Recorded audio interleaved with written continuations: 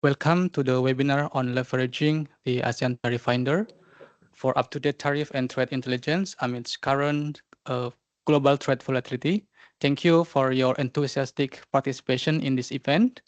We are pleased to share that we received more than 900 registrants, reflecting the strong interest in these issues that we will discuss today, which is highly relevant given the current global trade situation. This webinar aims to equip you with the tools and knowledge needed to navigate a turbulent trade environment. Allow me to introduce myself. My name is Musa, Trade in Goods Officer at the ASEAN Secretariat. Some of you may have already received email from me to share the webinar link. So I will also serve as the moderator for today's event. So before we begin, let me briefly take you through the agenda. The webinar is scheduled for 2.5 hours. And if we remain on track, we will finish at 4:30 p.m. Jakarta time. Without further ado, we obviously open the webinar. Let us welcome His Excellency Deputy Secretary General for the ASEAN Economic Community, DSG Satvinder, to deliver his opening remarks. DSG Satvinder, the floor is yours. Thank you very much. Thank you so much, everyone. Very good afternoon to all of you, distinguished guests, colleagues, ladies and gentlemen. I know many of you are dialing from all over the region. It's so good to see such a strong interest in this topic. And why shouldn't it be? It is very timely for us to look at tools to help us to navigate the challenges that we are facing today in global tariffs. Okay, once again, let me wish all of you a great afternoon. It's really, I feel the timing for this webinar, which is titled Leveraging the ASEAN Tariff Finder for Up-to-Date Tariff and Trade Intelligence, very relevant today. For us, the global trade landscape is probably most volatile than it has ever been. Definitely in the last 5 years that I've been in the ASEAN, I've never seen such complexities confronting all of us and confronting all of the ASEAN economies. As you know, major economies such as the United States have increasingly resorted to unpredictable tariff measures, and that's been creating a much more complex, a much more uncertain environment for all our businesses.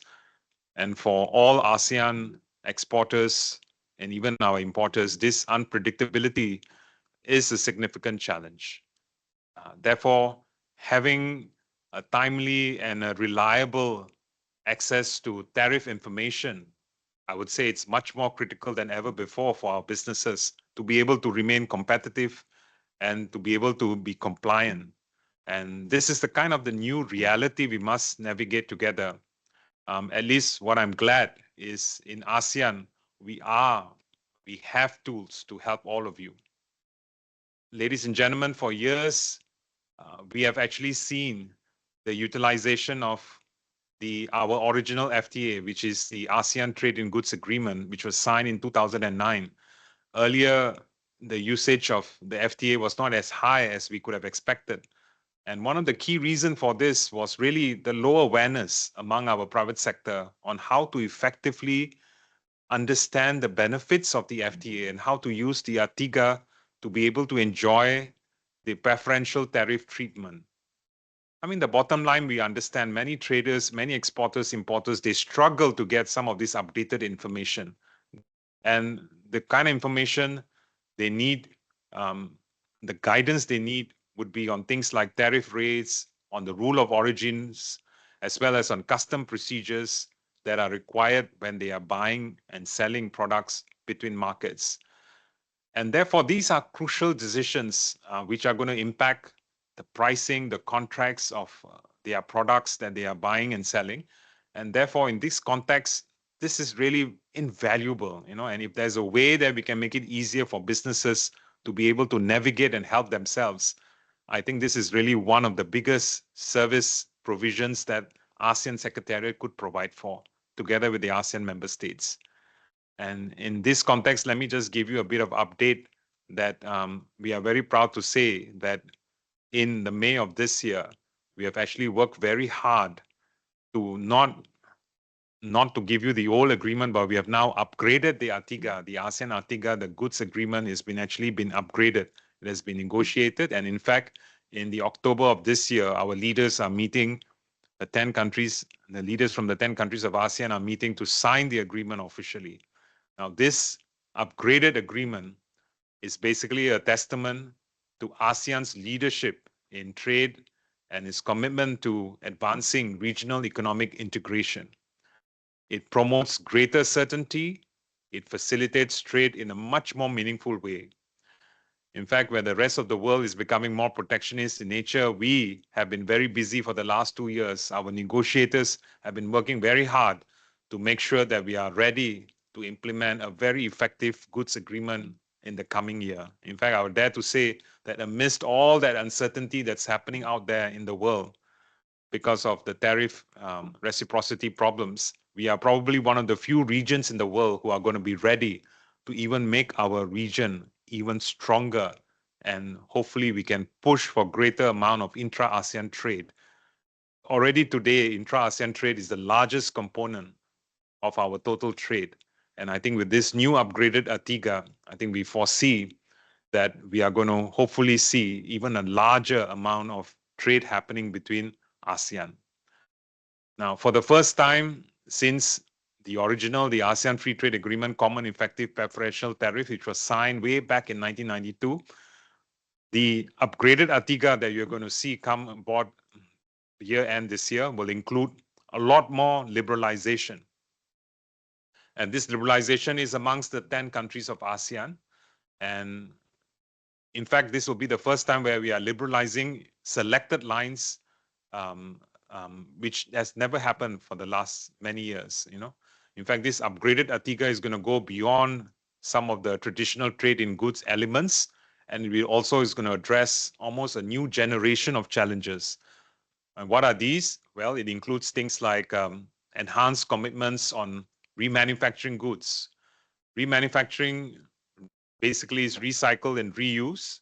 And I think we are going to be the first economic trade agreement in the world that's going to allow the free movement of remanufacturing products across our borders. What else is new? Well, we are also going to be including elements of trade and environment for the first time. We are also going to be including trade in humanitarian crisis situations for the first time. We are also going to be adding supply chain connectivity to it. Now, furthermore, we are also working very hard to address the NTBs and the non-tariff barriers in our region. I think one of the big problems we always faced in ASEAN is the inability of the governments in Southeast Asia to be able to efficiently manage all of these trade barriers that are happening between our countries. Now, with this new upgraded ATIGA, what we are doing is we are actually also, for the first time, establishing an alternative dispute resolution mechanism. And that alternative dispute resolution mechanism is mediation. I think with mediation in place, we will believe very strongly that ASEAN will be able to expedite the resolutions of trade disputes amongst our states and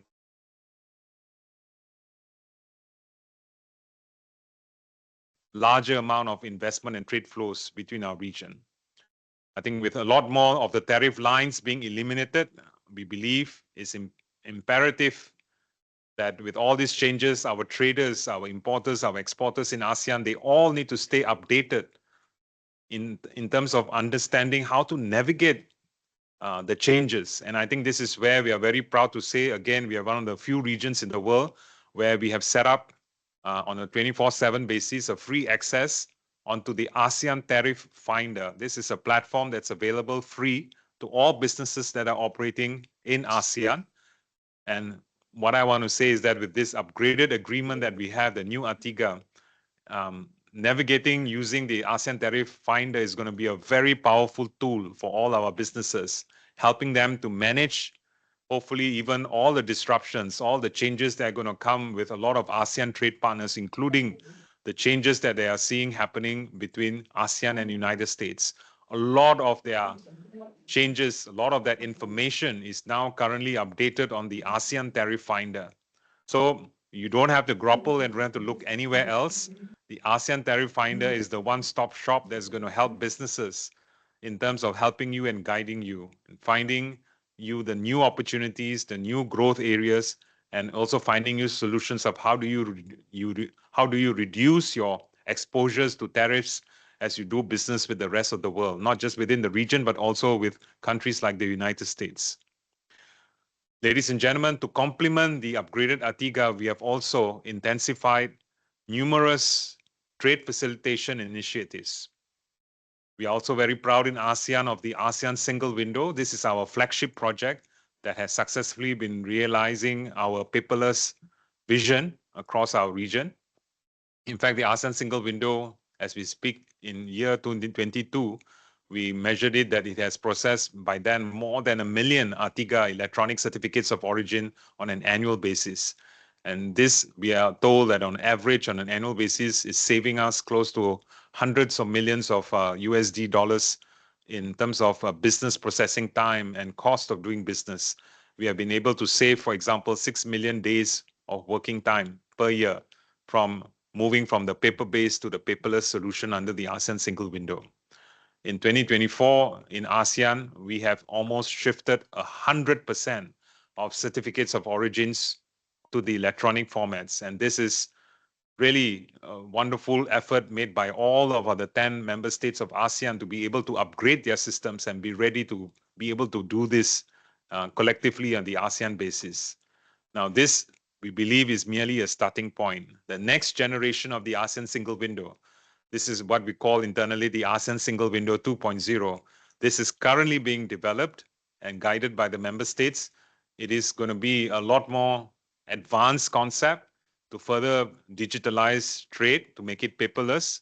But we are really trying to address and move towards more the end-to-end value chain, making sure that we can actually incorporate the rest of the trade value chain to be also paperless.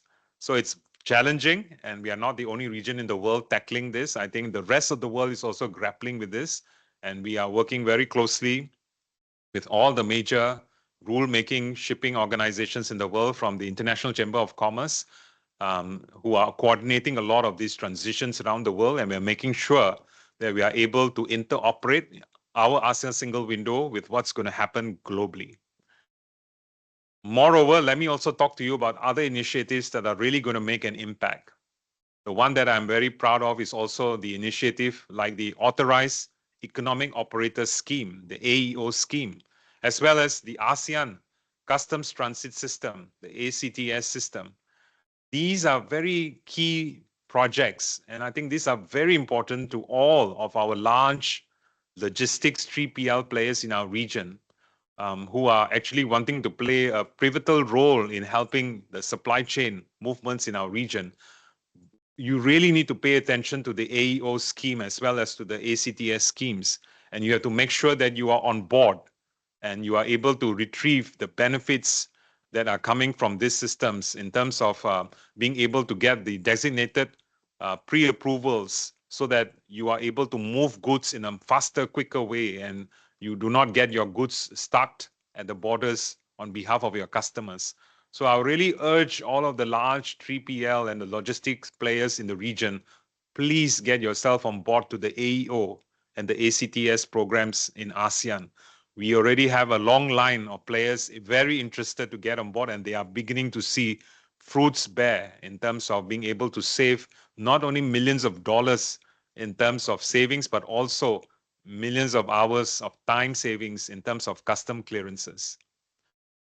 Now, these key projects are all aiming to modernize our custom procedures and also enhance our cross-border trade efficiencies with the use of these new technologies and moving towards paperless universe. Now, we all know many of you are already using ASEAN Tariff Finder, and I really welcome all of you to please get on board the latest versions that have been updated in order to take into account of all the changes that are happening around us. Use this Tariff Finder to navigate the tariffs, navigate the rules of origins and the custom procedures. And you are also in this platform able to derive a lot of information, including information on non-tariff barriers concerning the HS code that you are trying to establish your submissions, So what I want to say is that go and try and use it. And in fact, we also welcome your feedback in trying to see how we can even provide some invaluable improvements to the platform. And I must say, a lot of these platforms, what I call universalization of usage in ASEAN, is the goodness of some of our ASEAN's key dialogue partners. In fact, this particular project on ASEAN Tariff Finder has been the support of the Australian government. We have actually benefited it under the Aus for ASEAN Futures program, and they have been generously been supporting the ASEAN region in helping all importers and exporters in having free access on a 24/7 basis on the ASEAN Tariff Finder solution. The other key partner in being able to work with us is the Mendel organization in Germany. They are providing us the capacity to be able to bring this technical tool to the all of ASEAN and to support all of the member states. And I must say that we are very um, looking forward to having all of you actively use the platform and provide us the positive feedback. And we are hoping that over the years, we can actually get more of you, significant companies out there, to be able to use this tool more effectively, so that you can navigate yourself independently, find out for yourself how much of savings you can derive from tariff preferentials that are out there. And when you're using the tool is going to let you know on that particular HS code as you're beginning to import or export from whichever country, all the options of the FTAs that are available to the ASEAN member state that you're operating for. So this is really wonderful information on your hand, which sometimes your 3PL is not able to provide that solution. They are just providing you a basic service. So some of this, I do believe, the export divisions of many corporations in ASEAN, you need to get behind this, get access to the tariff finder, go and do your research and understand how some of your regular flows into certain markets can actually benefit from some of these preferential trade tariffs that have been negotiated very hard by ASEAN member states and ASEAN with all of our large trading partners. Now, this is why we have come forward today to organize this webinar with all our partners here, together with Mendel, as I spoke to you, our technical partner. The purpose of this session is really to provide you and our valuable traders with the tools and knowledge. How do you empower yourself so that you are able to derive value on the table?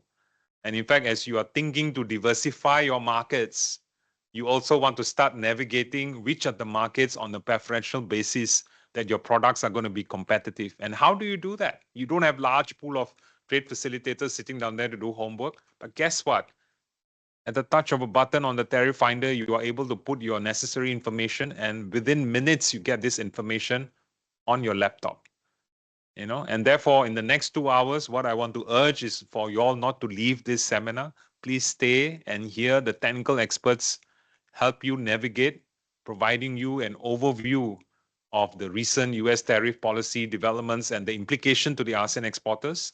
We are also going to be sharing in the next 1-2 hours some of the key features of the ASEAN Tariff Finder, including the important search functions that I've been describing to you. I mean, I'm not doing justice to it. Let the experts take you through, help you navigate into the search functions, the data accuracy, and the practical use cases. And we are hoping that, of course, today's event is going to raise awareness of the platform as a strategic tool for you to intelligently assess tariff preferentials that you may be potentially enjoying and you are not reaping it today. Hopefully these sessions you're going to sit through this afternoon are going to guide you and your team on the use of the ASEAN Tariff Finder, and many of you will be able to derive that value. Okay. Ladies and gentlemen, this is really an excellent opportunity for all of us to enhance our knowledge, our capacity to use the ASEAN Tariff Finder for strategic trade decision making. Let us empower ourselves to navigate the complexities of global trade together. And finally, in closing, just let me send a very strong, impactful message to the business community and the member states that truly the upgraded ATIGA and the tools like the ASEAN Tariff Finder, these are not just policy instruments. They are really a call to action. And they truly challenge us to foster greater intra-ASEAN trade and investment integration, and therefore hopefully strengthen the regional supply chain bring about resiliency and also help us embrace digital trade in a big way. And by leveraging these resources that are in front of us, hopefully, together with the agreements that we have, hopefully we can build a much more stronger ASEAN for generations to come. Thank you, everyone. Thank you, DSG Satvinder. Thank you for those remarkable remarks. We believe that we take away the message that this is indeed a call to action to make full use of trade facilitation tools like the ASEAN Tariff Finder to strengthen supply chain resilience and fully embrace digital trade. Now, let us begin with our speaker. But before we begin, I would like to also welcome Mr. Martin, who already joined us. A special thanks to Mr. Martin, who joined us from the US. I believe it's already midnight over there. So, yeah, let me briefly take you through the agenda. This webinar will be divided into 3 segments, basically. Segment 1 will provide an overview of recent US tariff policy developments and their implication of ASEAN exporter. But the segment 2 will introduce the ASEAN Tariff Finder as a powerful tool to access up-to-date tariff and trade-related information. We will share its key feature and demonstrate how to use it. And we go to segment 3 that we will highlight the real benefits of the ASEAN Tariff Finder as experienced by our speakers from government, from private sector and business advisory backgrounds. And after that, we will also present the result of the survey on the impact and the utilization of the ASEAN Tariff Finder. So let's welcome Mr. Martin Schäfer-Mayer. I hope I'm pronouncing that. I hope I'm pronouncing that correctly. Mr. Martin practices international trade law with a focus on custom matters, import relief action, subsequent litigation, related import-export matters. He has more than 25 years of experience in a full spectrum of international trade matters, including anti-dumping, countervailing duty, and other import relief proceedings, complex custom matters, international trade legislation, trade negotiation, and trade litigation. He also represented clients with respect to trade relief actions before the Department of Commerce, the U.S. International Trade Commission, the U.S. Court of the U.S. Court of Appeals for the Federal Circuit and NAFTA binational dispute resolution panels, as well as trade and custom matters before the Office of the United States Trade Representative, U.S. Custom and Border Protection, the Foreign Trade Zone Board, and other federal agency and the United States Congress. So please welcome Mr. Martin Schäfer-Mayer. The floor is yours. Thank you. Thank you very much. Thank you very much for that kind introduction. I hope you all can hear me. I am honored to have been asked to speak at this occasion, and I look forward to spending about the next 30 minutes with you during my presentation and then followed by questions. Let me share my screen with you for the presentation. I hope you all can see my screen.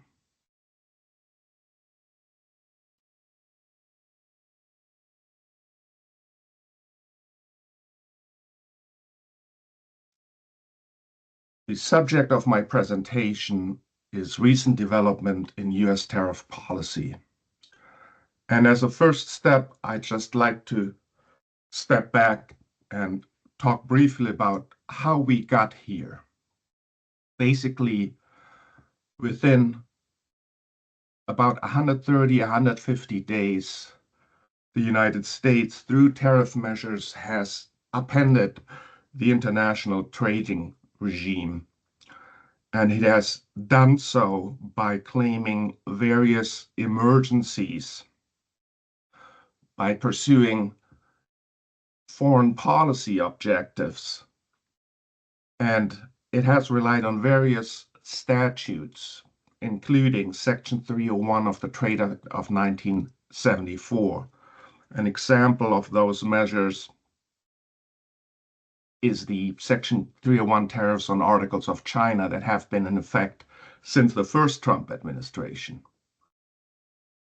Section 232 of the Trade Expansion Act of 1962, which allows the president to impose tariffs on imports threatening national security. Examples are the current steel, aluminum, copper, automobiles, and automobile parts tariffs. And the steel and aluminum tariffs have been in effect again since the first Trump administration. As a new tool, the president has relied on International Economic Powers Act.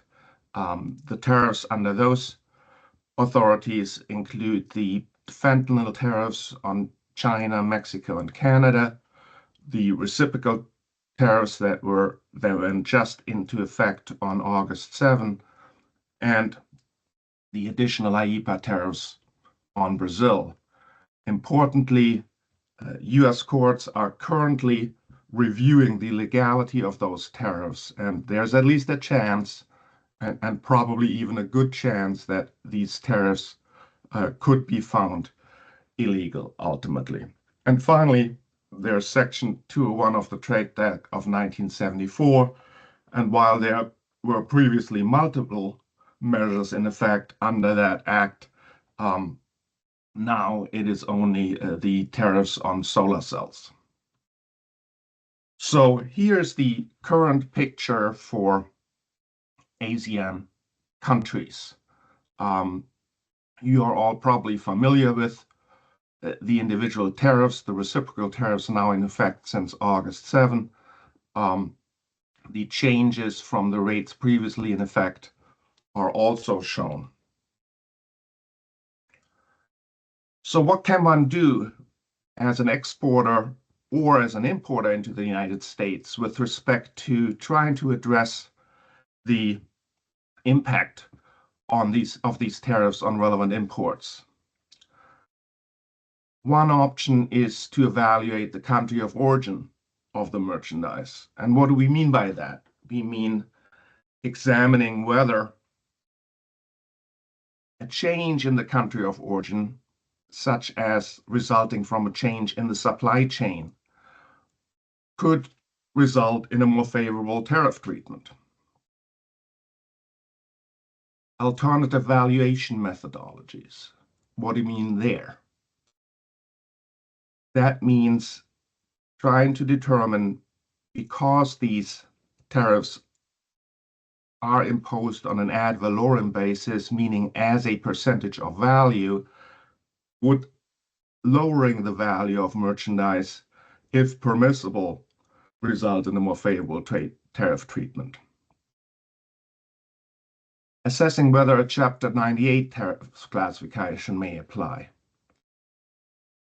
Certain Chapter 98 classifications are exempted from the reciprocal tariffs. Use of free trade agreements where possible to reduce duties. That's a twofold approach. One is simply trying to reduce tariffs by reducing the regular tariff rate through free trade agreement claims, or alternatively, the most favorable tariff treatment is currently given to imports from Canada and Mexico into the United States that qualify for preferential treatment under the US-Mexico-Canada Free Trade Agreement. That would be a possible consideration.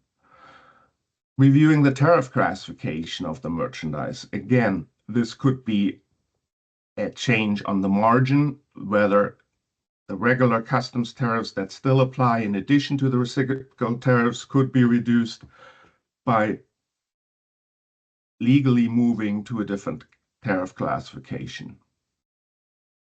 Inquiring about the use of US origin inputs.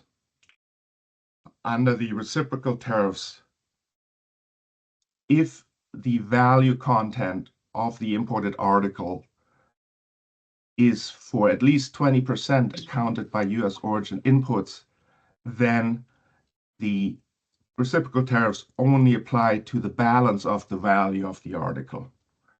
And finally, delaying duties through free trade zones. Again, these are just the things I will touch on briefly in my presentation. This is not a comprehensive list, but let's talk about some of these issues. The country of origin is probably one of the most important tools available to exporters and importers. It is a fundamental element for determining duties and charges applicable to imported merchandise. It is important to understand that there is no global standard, no harmonized way of determining country of origin that is guided by the World Customs Organization. Instead, most countries apply their own laws and practices under which the country of origin of a good is determined. With respect to the United States, it is important to understand that the United States has a very unique way of determining country of origin. Generally, when a foreign article is imported into the United States and it has been wholly manufactured, produced, or grown in a single country, that country will be the country of origin. But second, and importantly, goods that undergo further work processing or addition of materials in another country, US Customs and Border Protection applies the substantial transformation analysis to determine the country of origin in the non-preferential contract, meaning outside of the area of free trade agreement. This analysis is highly fact-specific, depending on the facts of each specific case, applied on a case-by-case basis. And it's also important to understand in this context that apparel and textile products have their own very specific rules of origin. So how is the substantial transformation analysis applied? First and foremost, the substantial transformation occurs when, as a result of further processing, a new and different article emerges that has a distinctive name, character, or use that is different from the article or material before it underwent the further processing. So with respect to name, the relevant US courts have held that the change in name just by itself is generally the least important of these three factors. Changing character is a change in the essential of the structure, form, material, or function of the individual article. Typically, there must be a substantial alteration in the characteristics of the article's components for a change to occur. In this context, courts can also, and the agency for that matter, consider the essence of an imported article to determine whether it has undergone a change in character. Finally, with respect to use, courts have held that if there is a predetermined use for an article or for a material or component that's used to produce a downstream article, that usually does not generate the requisite change in use. Factors that are included by the agency in its evaluation include relative costs of materials from different countries, value added in the country of further processing, manufacturing time, and complexity of the manufacturing or processing operations. It's important to keep in mind that, again, the substantial transformation analysis is fact-specific and differs typically by category of products that are analyzed. First of all, simple assembly operations, screwdriver operations, press fitting operations are typically not enough to cause a substantial transformation. With respect to small electronic devices, for example, the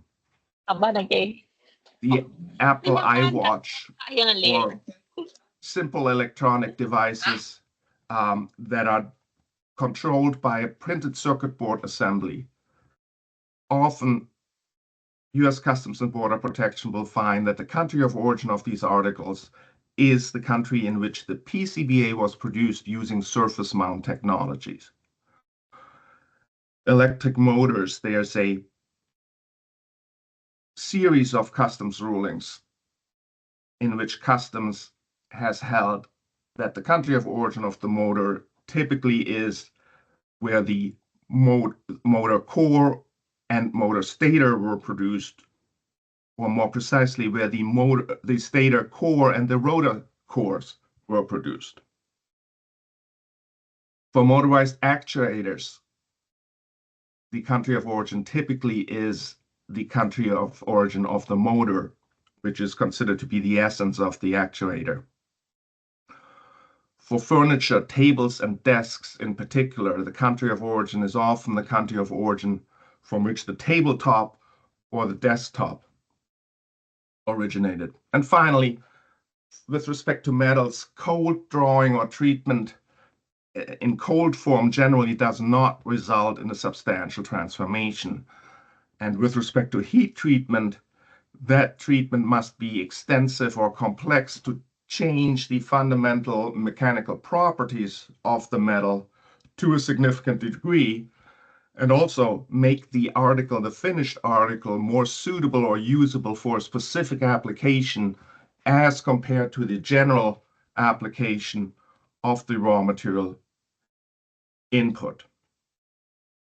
So again, going back, the duty mitigation with respect to the country of origin is determining whether, as a result of a change in the supply chain of the imported merchandise, either moving production to another country, sourcing components, materials from another country, or other possible changes, it is feasible to change the country of origin of the merchandise ultimately imported into the United States, such that the duty profile under the new tariff regime is more favorable. One important caution is the transshipment penalty that's been imposed in the recent iteration of the reciprocal tariffs, and specifically under the most recent order with respect to reciprocal tariffs. The order states goods determined by CBP, by US Customs and Border Protection, to have been transshipped to evade applicable IEEPA reciprocal duties are subject to an additional ad valorem duty of 40%. In other words, there's a 40% tariff penalty for goods found to have been transshipped. Well, what does it mean to have been transshipped? Well, that is the big question. There has been no guidance so far from the administration with respect to what transshipment means. Normally, legal transshipment is the consolidation of shipments in third countries on the way of transportation to the United States to take advantage of lower freight costs. Illegal transshipment is where transshipment is being used to evade tariffs by misrepresenting the true country of origin. That often involves minimally processing or simply repackaging merchandise in a third country, in the transshipment country, and then falsely using that country as the country of origin with the intent to illegally avoid tariffs. However, as I said from the beginning of this subject, there has been no guidance, official guidance, by the Trump administration at this point. Commerce Secretary Ludnick last week mentioned in an interview with Fox Business that a 30% content value threshold could be applied to measure transshipment, meaning apparently that if a good contains inputs or materials from another country accounting for 30% or more of the total value of the goods, then the duties for that country would apply. However, it is unclear how that threshold would meet or correspond to the substantial transformation analysis. For example, what is if under the existing practice for substantial transformation analysis, an article is determined to be, let's say, country of origin Australia, but it contains 30% or more of goods, components, materials from China. Is it then considered China origin for transshipment purposes, or is it still considered Australia origin for import purposes?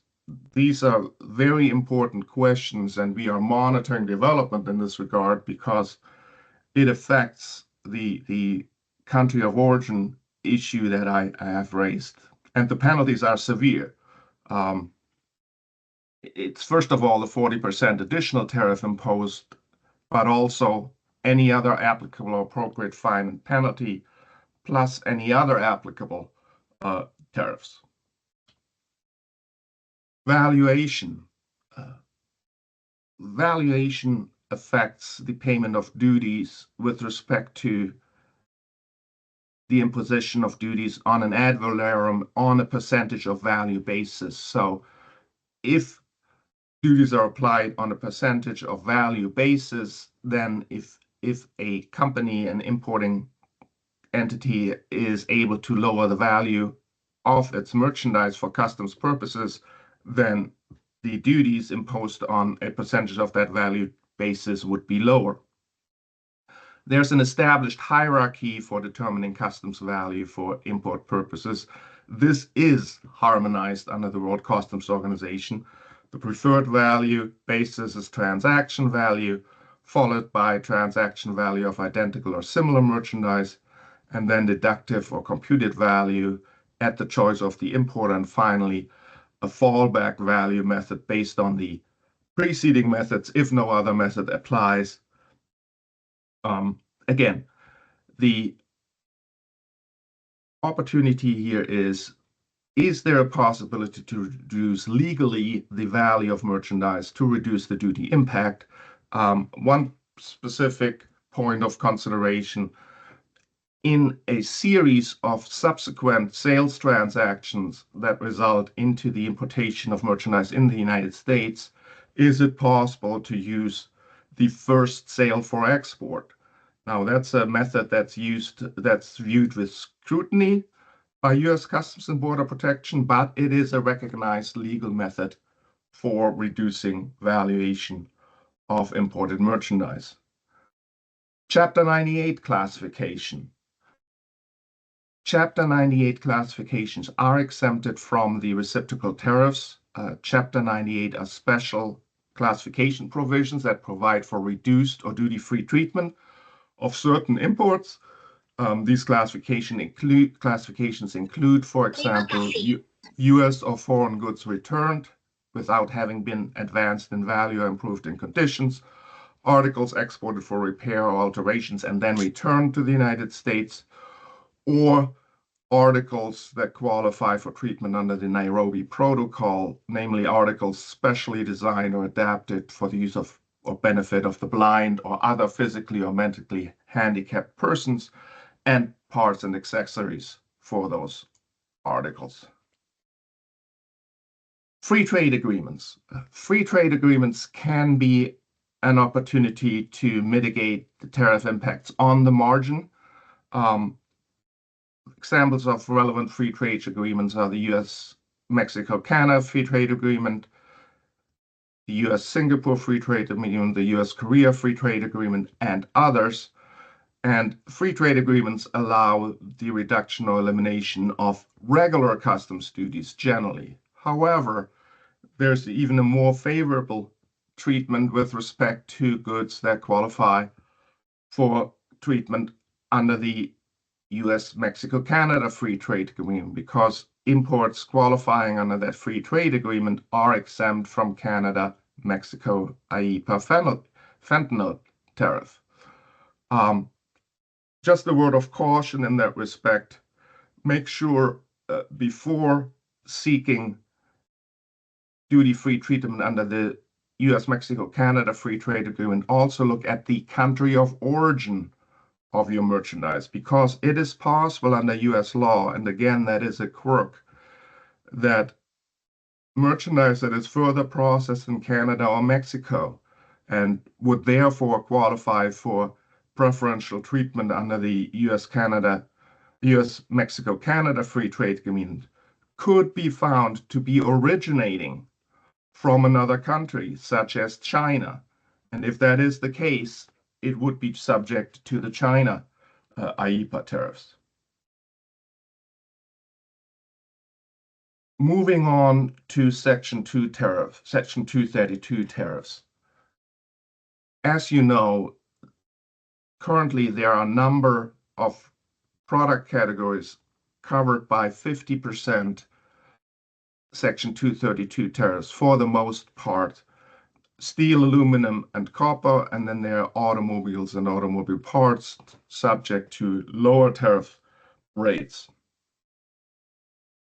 Important, differently from the reciprocal tariffs that are applied on a broad basis to all imported merchandise, Section 232 tariffs only apply on a subheading specific basis, meaning that only certain identified subheadings of the US harmonized tariff schedule are covered. In some special cases, the country of origin can influence the Section 232 duty rates, but that's the exception, and it's only the case in the context of the United Kingdom US trade agreement. It's important to note that there are currently active Section 232 investigations on numerous products, timber and lumber, semiconductor manufacturing equipment, pharmaceuticals and pharmaceutical ingredients, trucks, processed critical minerals and derivative products, commercial aircraft and jet engines, polysilicon, and unmanned aircraft systems and their parts and components. It is unclear at this stage what the result of those investigations is going to be, but it's probably safe to assume that it will result in some form of trade remedy. In most instances, that will be additional tariffs. Tariffs on pharmaceuticals and pharmaceutical ingredients have already been threatened at a very high rate, up to 200%. Semiconductors and semiconductor manufacturing equipment have already been threatened with additional tariffs. But there could also be other trade remedies, such as volume restrictions, quota, be introduced. Important to note also, with respect to the copper, steel, and aluminum Section 232 tariffs, only the copper content, the aluminum content, the steel content of the relevant article is subject to 232 tariff. The balance, the remainder of the value, is subject to reciprocal tariffs. Possible mitigations options with respect to Section 232 tariffs are similar, but not the same as applied to the reciprocal tariffs. The tariff classification of the merchandise is first and foremost a more important mitigation method for Section 232 tariffs. Why is that? It's because those tariffs apply on only specific subheadings of merchandise. So if you legally can reclassify the imported merchandise under a subheading of the harmonized tariff schedule of the United States that is not covered by Section 232 tariffs, then that would be a really important mitigation option. Similarly, the valuation considerations apply. One peculiar aspect here is the valuation of the aluminum, copper, or steel content.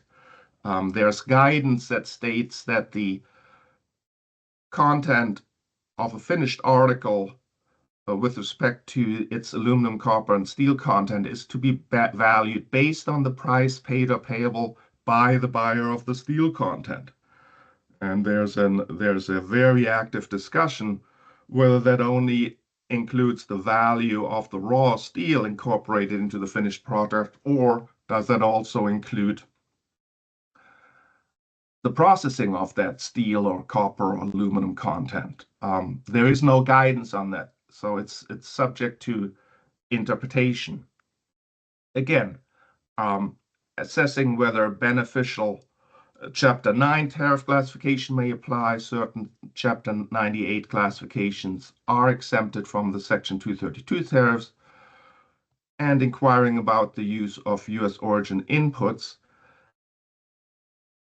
In that respect, there's clear guidance that says if an imported article subject to Section 232 tariffs consists 100% in totality of U.S. origin inputs, then it is not subject to Section 232 tariffs. But it's unclear at this point in time what the tariff treatment is if only a portion of the finished good contains U.S. origin inputs. Again, as I said at the start of this slide, because Section 232 tariffs apply to imports of articles originating from all countries, changing the country of origin in the context of 232 tariffs does not mitigate those tariffs. And finally, I am approaching my time limit, and let me briefly talk about the de minimis exemption. Basically, the relaxed tariff and compliance treatment for shipments valued at $800 or less on a single day to a single importer into the United States have essentially been eliminated, or will be, for all practical purposes, eliminated as of August 2029 of this year, and therefore no longer be available. Again, I very much appreciate the opportunity to be invited to speak to you, and I look forward to your questions.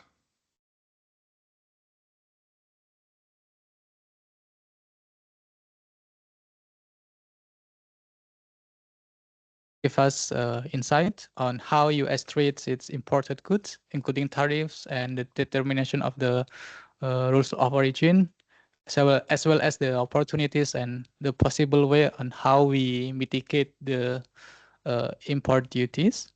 Now I open for the Q&A sessions. I think I will take first from the chat, because we already have a question from the chat. And then after we answer the question, I will open the live question session so we can raise your question directly. First, we have a question from Nurul Farah. From Abdul Hamid. Could you explain of ADCVD? Can you? Yeah. Yes, and thank you very much for that question. I would be glad to talk about anti-dumping and countervailing duties. And I left them out intentionally because of the proliferation of those duties in the United States, and I could probably cover an entire session with just anti-dumping and countervailing duties. So, in short, anti-dumping and countervailing duties are duties that are applied in addition to the new tariffs imposed by the Trump administration, the reciprocal tariffs of Section 232 tariffs and regular tariffs for that matter. They are tariffs intended to address unfair trade practices, particularly with respect to anti-dumping, the private party pricing, the unfairly low pricing of merchandise sold in the United States compared to a measure of fair value, which is primarily the pricing of that merchandise in the imported product's home country. Second, countervailing duties are intended to target unfair subsidization of imported merchandise into the United States by foreign governments. There are literally hundreds of anti-dumping and countervailing duty orders currently in effect. These duties can extend over long periods of time, sometimes 15, 20 years longer. They are often a surprise to importers because an investigation is filed in response to a petition filed with the U.S. Department of Commerce and the U.S. International Trade Commission. There's a bifurcated responsibility. The U.S. Department of Commerce determines the unfair trade practice, so the existence of dumping or countervailing subsidies, countervailable subsidies, and then determines essentially the rate of duties to be applied to these products. The U.S. International Trade Commission determines whether there has been material injury or the threat of material injury to a U.S. industry by reason of the imported merchandise. And again, these tariffs come up often as a surprise. There's an element of surprise. These petitions are filed by U.S. industry producing the same or similar merchandise compared to what is imported into the United States. And particularly if imports from non-market economies such as China, Vietnam currently are targeted, those duties can be very high, often exceeding 100%. I hope this is a helpful response. Thank you, Martin. I have two more questions from the chat box. The question from Amar, what would happen to tariffs already paid by business in the event that the IEEPA tariffs are found unlawful? Yes, and that's a very good question, and we are asking that ourselves. It's unclear, to be sure. So I'm going back to the Section 301 tariffs that have been in place since 2018. There's currently still ongoing litigation challenging the validity of those tariffs. And I remember there was a rush for individual importers to file their own lawsuits on a timely basis in order to preserve their rights to possible refunds if the tariffs are found to be illegal. I'm assuming that something similar will have to take place here just to protect each importer's right to refund. It is possible that the courts could decide to have a refund on an overall total basis. It's unclear how that would work in practice, because that would be a huge administrative undertaking. And again, it's possible, but probably the safest thing to do is for importers to file their own challenges in order to preserve their right to possible refunds. Thank you. Two more questions. What will be the treatment of multiple country of origin in one commodity? That's a very good question. And the answer is there is typically no multiple country of origin. So if you have a single finished good, usually there's a single country of origin. Now, if you have sets or let's say a box of screws or nails or something, and you have individual countries of origin, then they may have different countries of origin. I think there would need to be a reasonable allocation in those circumstances where you have these sets or pieces of merchandise from different countries, but you have to make a reasonable allocation of value to each of the countries in order to apply the reciprocal tariffs and Section 232 tariffs for that matter, as it may be the case.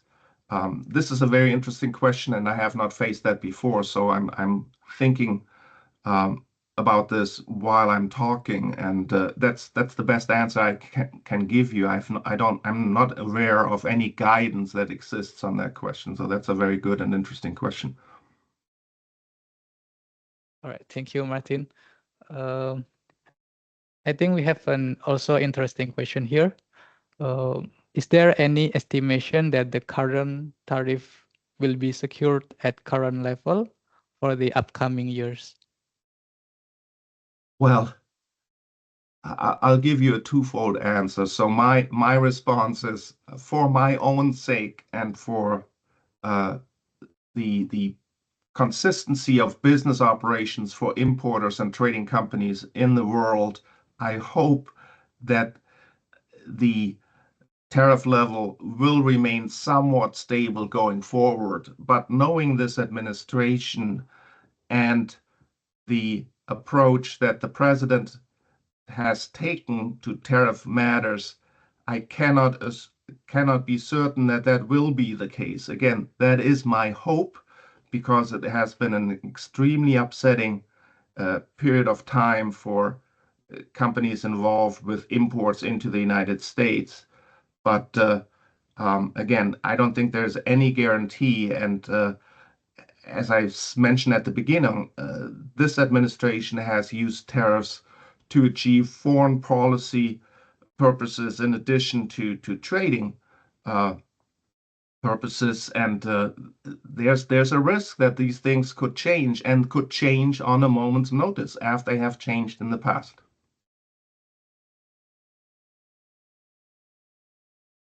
Okay, thank you. Now I think I will open a live question.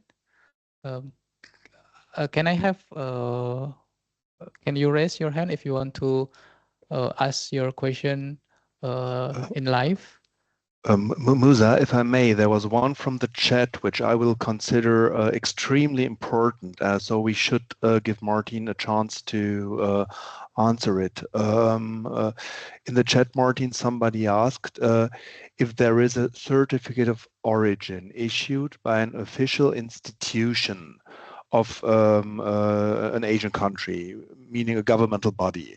Will this certificate of origin serve for its purpose in the US? And will there be even a possibility of, it's the second part of the question, of electronic exchange of certificates of origin? But I think the first question is the main problem, the acceptance of certificates of origin as such, as it's so important. And as you know, Martin, we have the same question as to certificates of origin from the EU, which are usually issued by chambers. I would like you to briefly elaborate on that and to warn about the pitfalls here. Yeah, thank you, Kolja.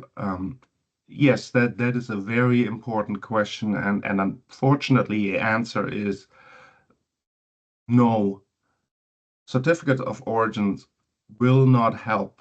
I'm currently dealing with the country of origin verification, where such certificates of origin from official foreign sources were submitted.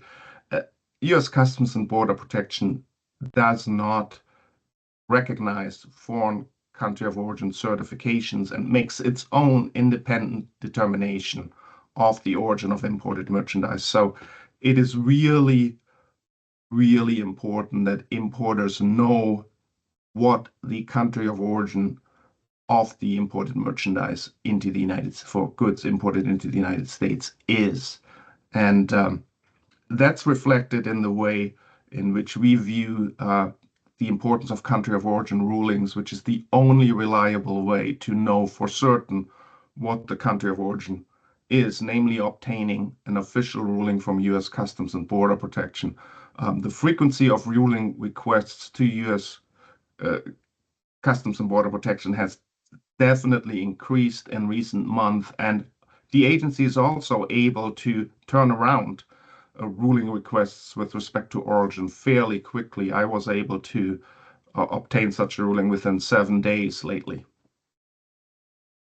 But would you really bring the question to the point, would you say it has really no value at all, or would it be at least, an element of proof under the US rules? So is there any value, or would you say there's no value? To be blunt and honest, I think there is no value, because U.S. Customs and Border Protection cannot be certain that the issuing authority in the foreign country has fully considered the U.S. requirements and the U.S. practice and law with respect to origin determinations. And it's simply something that I think U.S. Customs and Border Protection just does not want to delegate to foreign countries' authorities its own authority to determine country of origin. I think I have one who raised hand. I will give the floor to Kang Batran. Thank you, Musa. Good afternoon, Martin. This is Kang. I'm from ASEAN Secretariat. So first of all, thanks very much for your presentation, and it's really delve into the very hot issue now. It's about the transshipment issue. And actually, we know that for Trump administration, they impose higher duties for the tranship goods. Let's say, for example, like the case of Vietnam and some other country, if the true origin of the country, so they have to subject to 20% duty. But if the tranship goods, the duty could be up to 40%. So the point here is how to determine whether a goods will be the true and genuine origin of such country, and the goods will be the tranship goods. And in this case, in your presentation, you already mentioned about substantial transformation and minimal operation as well as the transshipment issue. So in this case, my understanding is the U.S. Customs and Border Protection Authority, they will based on the U.S. law and regulation to determine that whether a goods, for example, exported from Vietnam to the U.S., whether such goods will be the real origin of Vietnam or is a tranship goods which may borrow the origin from a third country in this case. So I just want to confirm with you that because now the concept of transshipment and also tranship goods is still very blurred. There's no clear definition on this matter. So for example, now if I'm an exporter, we try to export laptop or electronics or wooden furniture or footwear, textile to the US market. So what kinds of origin US will impose will determine. For example, you use your current non-preferential rules of origin of the US to determine the origin of the goods, or what kinds of origin and how you define the tranship goods. Thank you. That is a very good question and a very difficult question to answer for me. As you correctly stated, there is currently absolutely no guidance, no reliable guidance on transshipment, on what the requirements are, or how one is to determine whether merchandise has been transshipped. I think an importer under the current state of the law, which is not satisfactory at all, is you have no other choice than to rely on the existing country of origin practice with respect to substantial transformation. I think that is the best you can do as an importer to show that you exercise the required reasonable care with respect to import compliance. I don't know that there's any other way to comport yourself at this state. I know that there is a big discussion in the administration on what guidance to provide with respect to transshipment. And I would expect that there's also a turf war to some extent between the agency, U.S. Customs and Border Protection, and its established substantial translation analysis and the political goals that the administration is trying to achieve. But we'll have to see how that plays out. So there is no other choice at this point to rely on the traditional country of origin analysis. Thank you, Martin. Just one follow-up question also from Kung, ASEAN Secretariat. Okay, so based on your advice, let's say the advice first.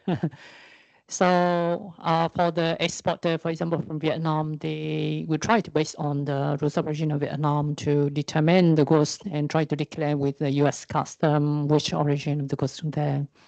But let's say the same product, same HH code, for example, like electronics. When one manufacturer from Vietnam, they export to US, the other manufacturer, they also export the same electronic product from Thailand and maybe Malaysia to the United States. So in this case, the non-preferential rules of origin of Vietnam different from the non-preferential rules of origin of Malaysia and also different from Thailand. So three same product export to the US under three non-preferential rules of origin, which are very differences. So in that case, if the US custom at the same port, they receive the three shipments of electronics export from three countries with different rules of origin. So in that case, how the US custom will determine the origin of such good, noting that the origin of such product may be different or maybe the same. Yes, of course, if it's the same, so it's very easy, but different, also very difficult. And in that case, if the US rules of origin also different from the rules of origin of the three countries, so how the US custom would determine whether such good will subject to 20% or maybe 40% as the transship goods? Again, a very good question, and I was hoping to have made that clear in my presentation, and I appreciate the opportunity that I can clarify this here again. The rules that govern the country of origin for merchandise imported into the United States are the rules of the United States with respect to substantial transformation. It's not the rules of the country from which the merchandise is exported. So in your example, Malaysia or Vietnam or Thailand. It is the determination that U.S. Customs and Border Protection would make based on U.S. law and practice with respect to substantial transformation. It would not be the Thai laws, it would not be the Vietnam laws, it would not be the Malaysian laws. Martin, if I may add here, maybe there's also a misconception as to the transshipment tariff of 30%, which I see in the chat, because it's perceived it would be applied to a country. The transshipment tariff, however, I would say can be applied to any shipment which is determined to have another origin than the origin stated. So it can happen in any case where there is a difference between the origin declared and the origin finally found by US Customs. So for the time being, of course, only the non-preferential origin, as you mentioned, maybe enhanced by further provisions like the local content clause of 30%, or the content clause. But technically, and correct me if I'm wrong here, the transshipment may be an issue for any shipment whatsoever coming from a country when US Customs has a doubt in the country of origin declared in the filing. I completely agree, Kolja, and again, thank you for giving me the opportunity to further clarify this issue. Yes, I think because there is no current guidance, I think it's important to say that the risk is that it could apply to any transshipment situation, any hypothetical involving any country, really. And I just recently had the question from a client. The client was using, I believe it was Thai and Malaysian components for assembly in China and was asking about transshipment. And my initial reaction was, well, really, the transshipment clause is intended to address the quote unquote transshipment of Chinese materials and components through third countries. But then when I read the text again, it does not say that. So it's completely unclear, and I think the risk is that this could be applied as broadly as Collier stated, namely to any country, transshipment to any country by materials from any country. I think, yeah, we need to end the Q&A session because we already 30 minutes behind the schedule. There's also some question unanswered, but I think it's also related to the transshipment and maybe it already answered by the previous question. So I think we can move to the next speaker. Next is from the Kolja Mendel. Kolja Mendel is a managing partner of Mendel Verlag, the leading European foreign trade information service and data content provider on applied global tariff and non-tariff measures. Mendel specializes in research, provision, and updating of this information for numerous destination countries all over the world. Kolja joined the family company in 1990s and actively participated in the transformation process from a classical publishing house to a specialized international service provider. He has led key projects like the continuous supply data content for the former European Commission's market access database and current access to markets portal for more than 2 decades, as well as corresponding engagement for governmental and export promotion institution in different countries. Kolja regularly contributes to publication and events on different subject matters of foreign trade, such as custom nomenclatures, tariffs, and additional duties, rules of origin, export control, and sanction measure. In recent years, he also published and lectured on new trade compliance requirements in the emerging ESG field. He is member of editorial board of Foreign Trade, a magazine published in collaboration with the Foreign Trade Circle, the largest German association of customs and foreign trade practitioners. For this organization, he also acts as subject matter coordinator for international aspects, including free trade agreement. So without further ado, please welcome our second speaker, Kolja. The floor is yours. Thank you very much, Musa, and thank you, Martin, for the excellent presentation on the US situation. We will now have a look into the Asian Tariff Finder as a tool to navigate the challenges which are present not only in relation to the US, but technically affecting trade with many countries. I will start with a short presentation and hope you can see my screen. Musa, let me know if there was any issue, of course. Huh?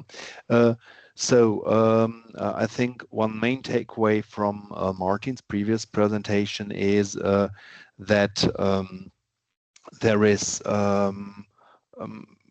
in a way, triggered by the recent US policies and the reactions of other countries, back to the basics. So when tariffs are getting higher, classification, origin, and valuation plays an enormous role to determine the tariffs becoming due, to make decisions on whether certain transactions would work out or which transactions would be more beneficial. So these basics, as I said, classification, valuation, origin, are extremely important, and we've built a tool which indeed works with the main topics of classification and origin, and we will have a look into it. I will start with a short presentation on the subject matter. Let me just see why it doesn't move here. So it does. Okay, so The Asian Tariff Finder trade information at your fingertips. The Asian Tariff Finder is a portal we established in 2023, and it provides and links extensive information on global trade, global tariff and non-tariff measures, and it does so in a product-specific way. So you can query for products, and it shall support you with the results in developing business plans and strategies. By offering a database with nomenclatures, duties, taxes and charges, rules of origin, as well as import formalities of basically all important trading countries in the world, and it's still growing in its coverage. One really important and maybe differentiating point, if not a unique sales point here, is the constant updating of the information against the background that the information is regularly checked and maintained. And so it's available around the clock under the address given here, but you will also find the relevant addresses at the end of the presentation, which of course can be shared with the participants of today's webinar.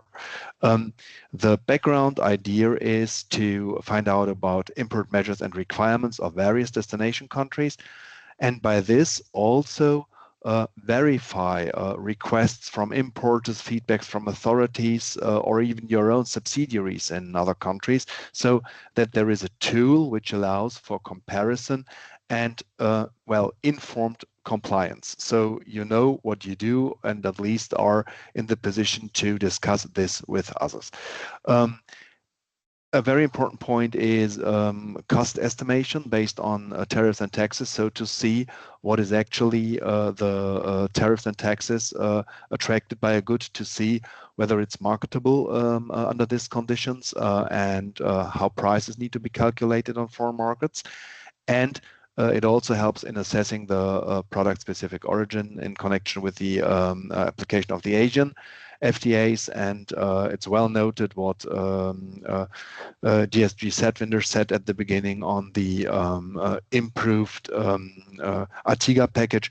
This, of course, will also be fully reflected in the tariff finder when it will become applicable. So our aspiration really is to have data which is suitable for the purpose of supervising current business operations for forecasting and monitoring. And this only works when the data really is up to date. And this distinguishes the tool from semi or official or semi-official databases like WTO, which depend on what member states do report. We really go to the ground and get the information from its sources there.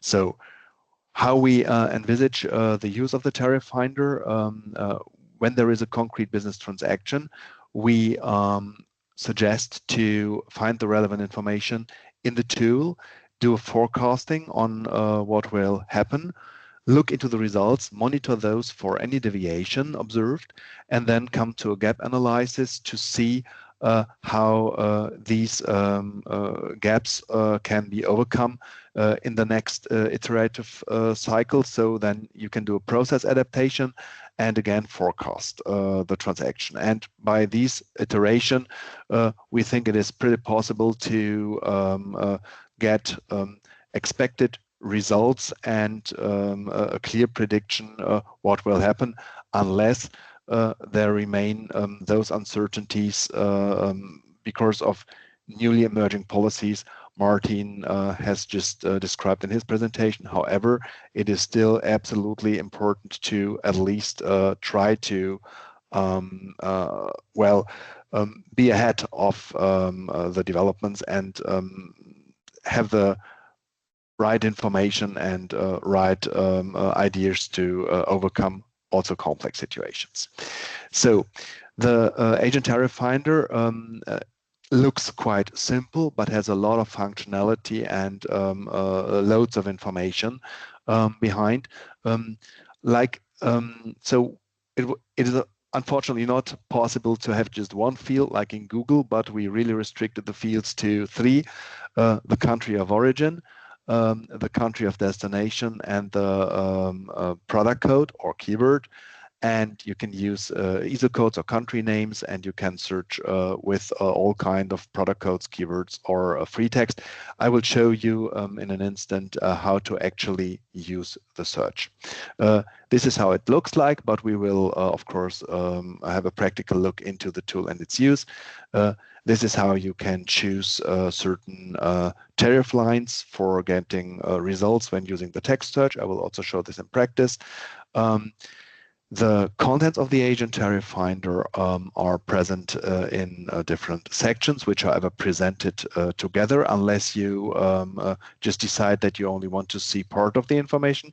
So you've got customs tariffs, you've got taxes, charges, and other levies becoming due at the border. You've got import formalities and regulation, and the product-specific rules of origin for the trade agreements of the ASEAN member states.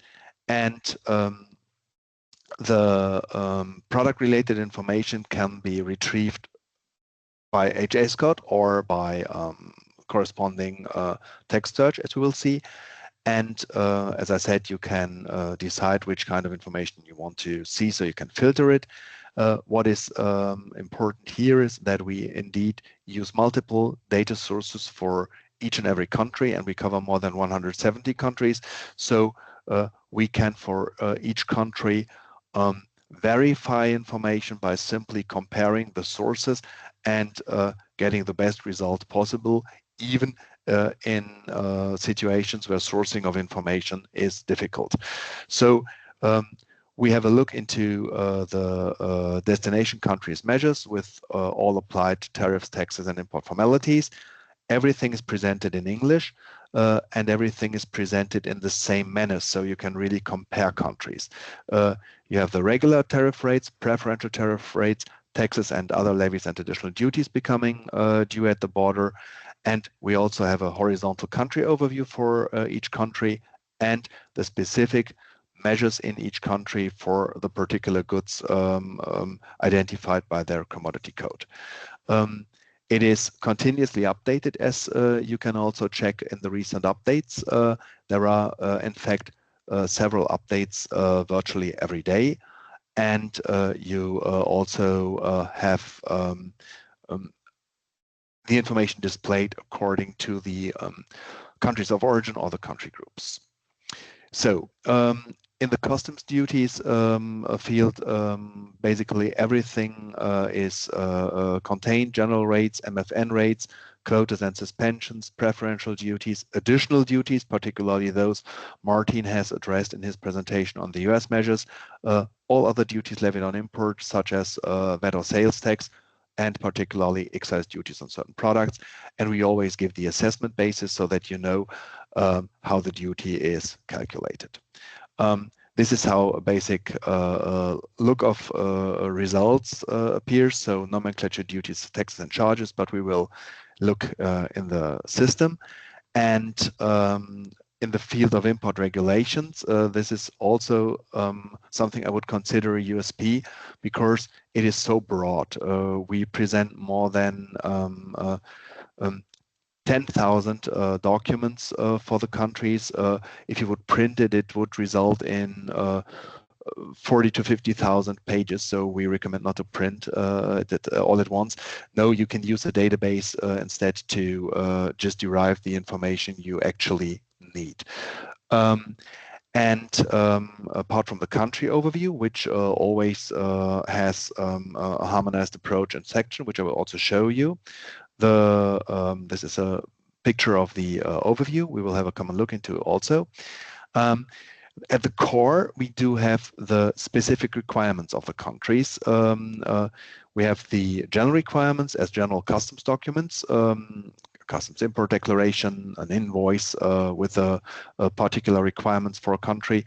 But we also have specific requirements, and these are those measures which are applied by destinations to certain goods, being subject to sanitary or phytosanitary certification, licenses, permits, and so on. This is all covered according to the relevant HS headings and subheadings.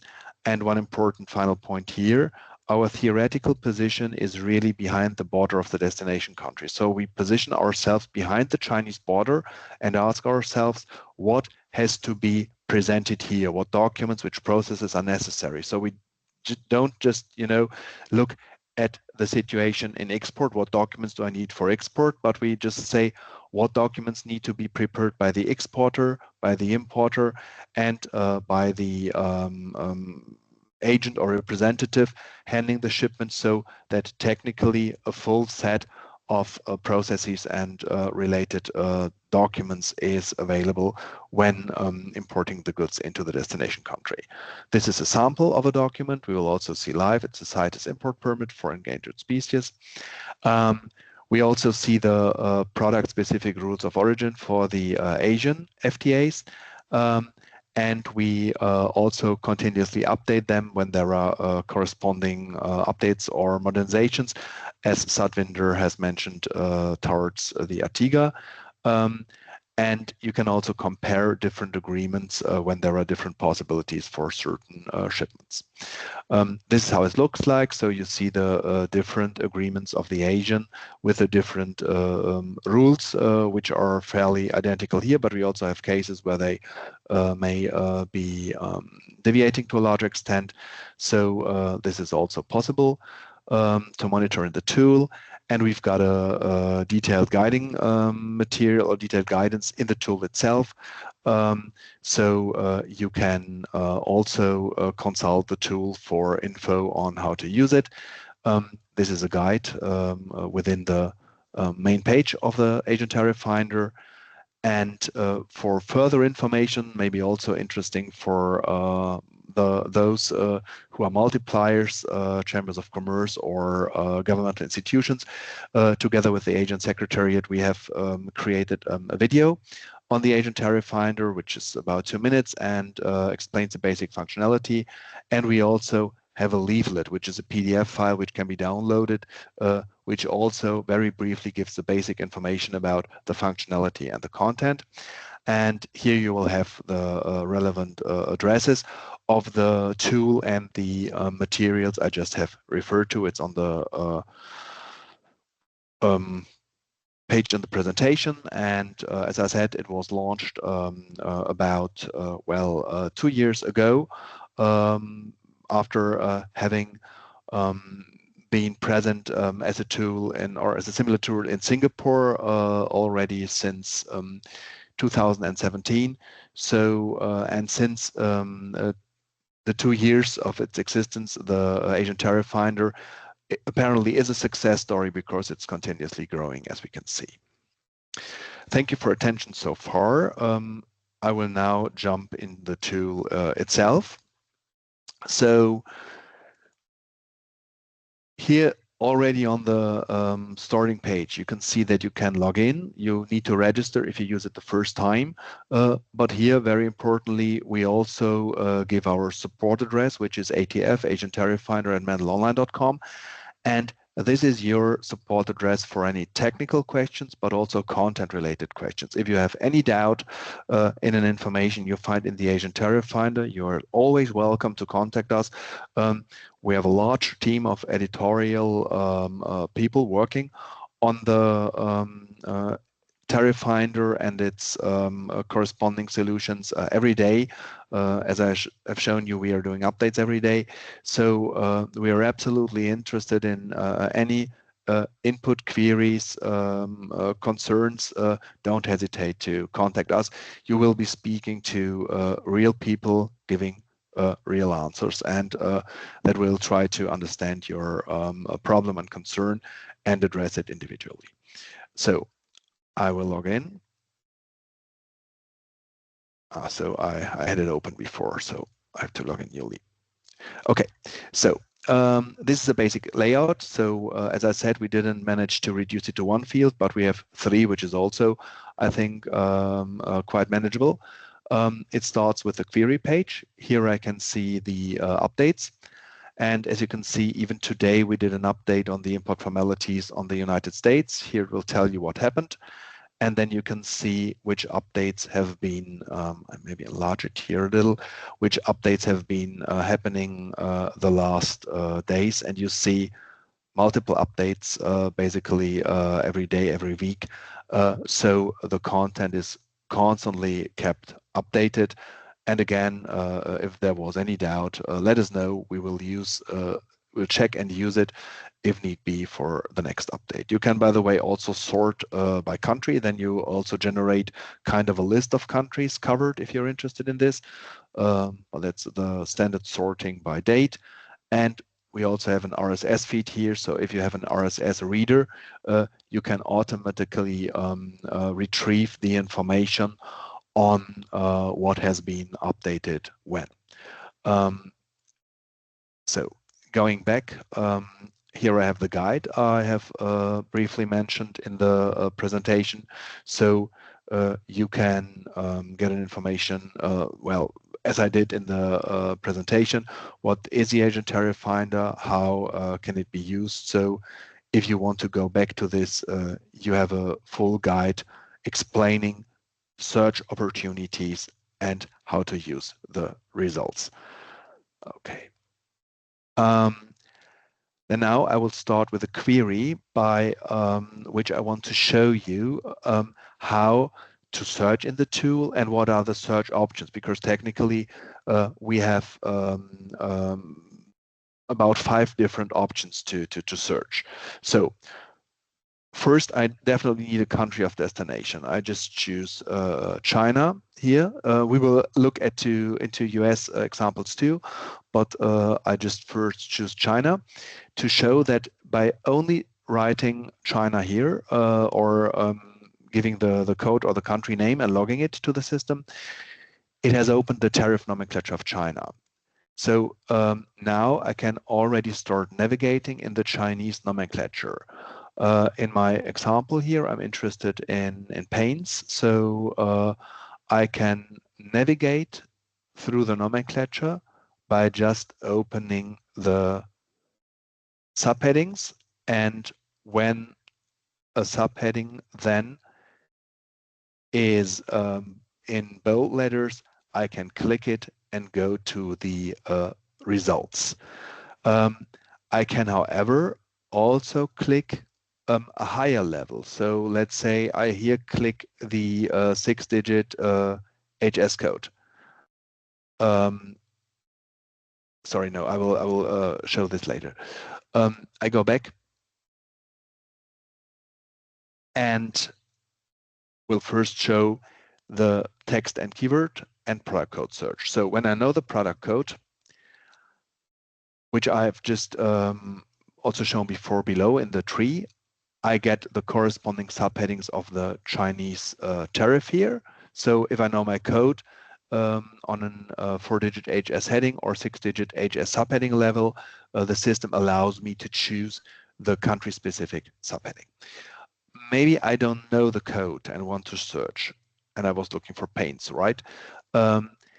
I here get an alphabetical index, which shows me under which HS headings paints can be found. But maybe I want to look myself just for the corresponding text. Then I take the first one, which is the mere text search. And here I can, by the way, customize my results and tell the system whether I only want to see duties and taxes, routes of origin, and or import formalities. So by just checking, I just can narrow or expand the information shown.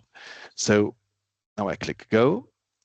And we had this in the presentation. This is basically the result of the text search. And I can now also reduce it by only showing the end lines, which I can click, but I can also show the higher headings or subheadings if I want to go my way through the path. So let's show this. So now, and this is what I wanted to show before, but decided to do here. So this is in fact, a further method to query the system, because now I went to the nomenclature and can, in the nomenclature, technically go around. I can go back to chapter level, can go in a subheading, can open a subheading. So whenever I click a blue line here, I am navigating the nomenclature. So we had the tree, we had the HS code search, we had the text search, we had the alphabetical index, and this is, as I said, basically a fifth option to navigate, because you can just jump around in the nomenclature by clicking the blue lines. However, when you click a bold number, this is an end line to which the measures are connected, then I will get a result. In the results, so this is the first results screen, I can also now decide to directly jump to duties, taxes and charges, rules of origin or import formalities, but we start with a nomenclature. And here, having chosen this end line, the system shows me the way to the end line, the path from the section over the chapter, over the HS heading, the HS subheading to the Chinese subheading. And only with the end lines I have the measures connected. Now I see the duties applied in China. China has a general duty. The MFN rate is 10%. This is the additional duty for the US, the still existing Chinese countermeasures to the 301 duties, and the reciprocals, of course. And we have the preferences offered by China to the different origins. Here I can already jump into the overview if I want to read about the existing agreements of China. It's a complete list of all agreements concluded. But I will go up again and we'll first look into the taxes and charges and see, interestingly enough, there's also a consumption tax for paints in China, apart from the value-added tax, which you will basically find for every commodity. And then we have the applicable rules of origin of the Asian-China Free Trade Agreement, of RCEP, and of the regional so of RCEP again, sorry, with a specific deviation for Myanmar here. And we do have import formalities now, which have the overview I have shown you already in the presentation, which has a lot of actual chapters or sections which I can open if I'm interested in it. Let's say I look into agricultural chemical substances and I can read about those. In the beginning, I always have an information on what has changed in the last update. And I may also found some news here if these are reflected. So going down, about this is maybe also important. I always have information on packaging and marking requirements for different goods here, and I also will find an indication on whether country of origin labeling is applicable for a country, so whether it's required or not. And then I come to the section of general requirements, which is the documents necessary for basically every shipment, from a cargo manifest over a commercial invoice. And it's noteworthy here, this is not just, you know, a pattern for a commercial invoice as such, but it is a commercial invoice with the contents relevant for the importation into China. If you will look into the invoice for Brazil, you will see, maybe make it a little smaller. For Brazil, you will see that Brazil has even legal requirements stipulated by a law on how the invoice has to be made up. So it's reflected on a country-to-country basis, inclusively the question whether a packing list is necessary, whether further prerequisites like registration with customs or a business license exist. And the very specific part is this here. So you see that, for instance, in the case of China, paint need to be registered before importation. This is something usually the importer will do, but you should know that this is necessary and which information is required, because the importer will ask this from you. You have a commodity inspection, and you have with paint indeed also a certification requirement. And here in the red line, it shows you for which commodities under this heading the actual certification is required. And China compulsory certification is a challenge, so it will be worthwhile considering whether the market here is prosperous enough for going through the certification requirement.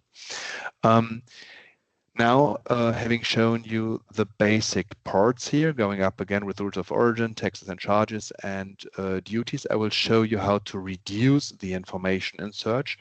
If I look for a specific country, so let's take just Indonesia to China, and I will just take the same code just to be quick.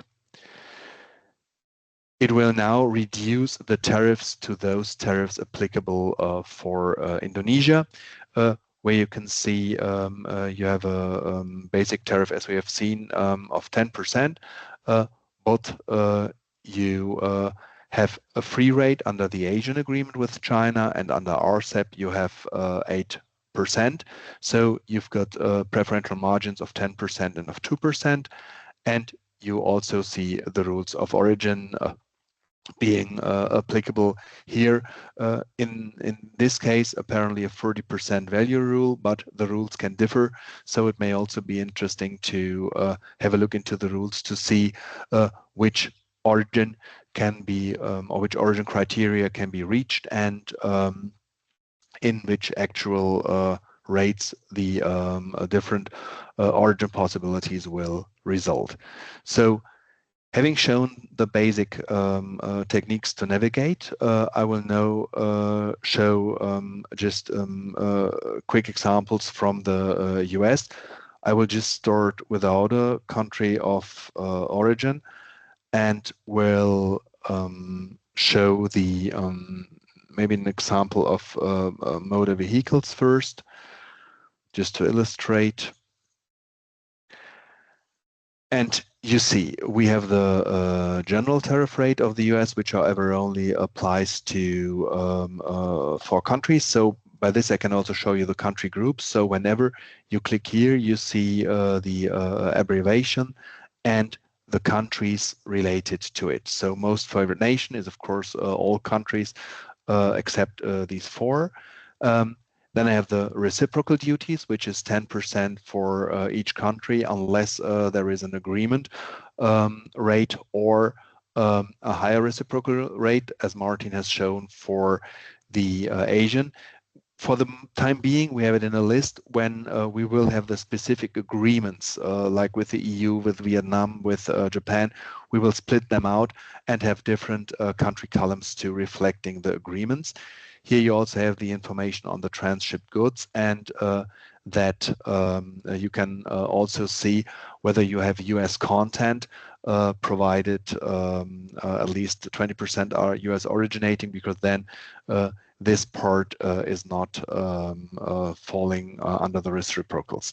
Then you can see, by the way, this I haven't shown. Here you always have the last update. So this is 7th of August, last week, marking the day of the new reciprocals, plus the new higher duties for Canada, which were on 1st August. And on the 6th, we had the 30% for Brazil, additionally to the 10% from the reciprocals. And then we see the additional duties for the other countries, being China, Hong Kong, and Mexico. So you see the country relevant duties in addition to the reciprocals, and you see what Martin also mentioned, the preferential rates offered to those countries which have preferential trade agreements, which of course then at least will lower the MFN duties. You may have additional explanations here referring to what Martin told about the USMCA agreement, and it's also mentioning that the GSP scheme, General System of Preferences, is included in the tariff, however not applicable for the moment. Then again, we see the US taxes and charges, and we see the overview of import procedures, and you see this has been updated even today. And here you can see what has changed, and you will see that this was a really huge update, changing a lot of forms and information here. Maybe more or less finally coming to an example of, so this I can show you. We can, maybe again, we take Indonesia. We can, of course, again, reduce the information by choosing a country of origin. And maybe we will now look into a copper product where I can, again, go to, by the way, nomenclature of the United States now open when it's logged in here, so you can also navigate the nomenclature. And here I can again choose from the display of the, so this was an aluminium one apparently. I mixed up the codes. So this is aluminium. So we will, however, see the aluminium duty here. And I wanted to show you that we have the copper products included. So from the top of my head, I just have to change the code to 4706. This should work. Let us just see. Yeah, it's copper. And we see the additional copper duty here, which, however, is, and this is also important, so for the US for the time being, you really have to read the notes, because the notes here tell you the conditions of applicability. So the 50% on copper is only on the copper part, whilst the other part is subject to the reciprocal duties. In a case, I can also showcase this relation maybe with a final example. If I get it right, if I now go to a steel product which has the full content being subject to the 232 iron steel duty, then there is no reciprocal duty, because the reciprocal duty only becomes applicable when there is a definition that the additional duty only applies on the metal content, and the other part of the product is then falling under the reciprocals. In this case, the full metal content is subjected to duties. So what I tried to show you was, or what I strived to show you was the search possibilities, how to navigate it, and we just looked into 2 countries. It contains 170 countries. So from all large economies over smaller ones, and so even more remote or exotic countries. So you will have basically the information you see here for every relevant country in the world, and we are still growing. And we can only invite you to use the tool. And if there are, again, any questions or concerns, you can always check when the information was last updated, both in the list of last update and in the results, because in the results, it also shows you for every element the last update. And if there were any concerns, you can use, as I said, our support address, which is also given here, and express your concern or ask for technical help or whatsoever, and we will usually answer on the same or the next business day. I will stop here, Musa. I, of course, during presentation was not able to see the chat. You will tell me if we have any questions we need to address. And also, please tell me if you want to see a specific sample or example for a concrete product-country relation. Thank you, Kolja. Yeah. Thank you, Kolja, for the comprehensive presentation for the overview of the ASEAN Tariff Finder. We will open the Q&A session, and please, participants, if you have the question that has been already raised through the chat box, you can just simply click a like. Because of the time constraint, we will just prioritize the question that has the highest like. We already have question here. I think it can be answered by ASEAN Secretariat, Pak Keng, because the answer is about will ASEAN consider extending access to this tool to its dialogue partners, particularly those within the Regional Comprehensive Economic Partnership or RCEP economies?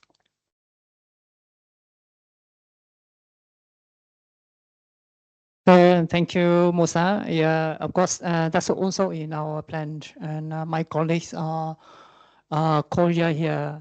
I think he also shares the same view on this matter. So let's wait for the next year where we plan to make it expanded. Thank you. Thank you, Pak Keng. Yeah, there's also one question here. Are this ASEAN Tariff Finder also provide information on restriction of goods for country being searched?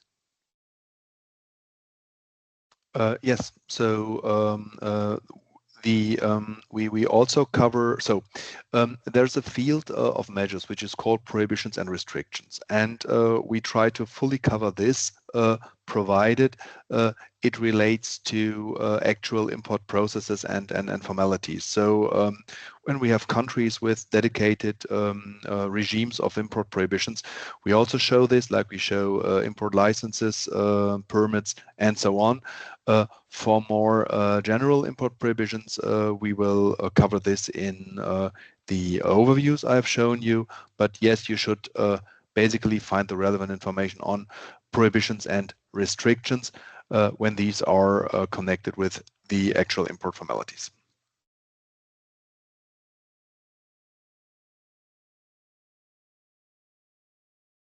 Thank you, Kolja. Can we have another question here? Maybe you can raise your hand and you can raise your question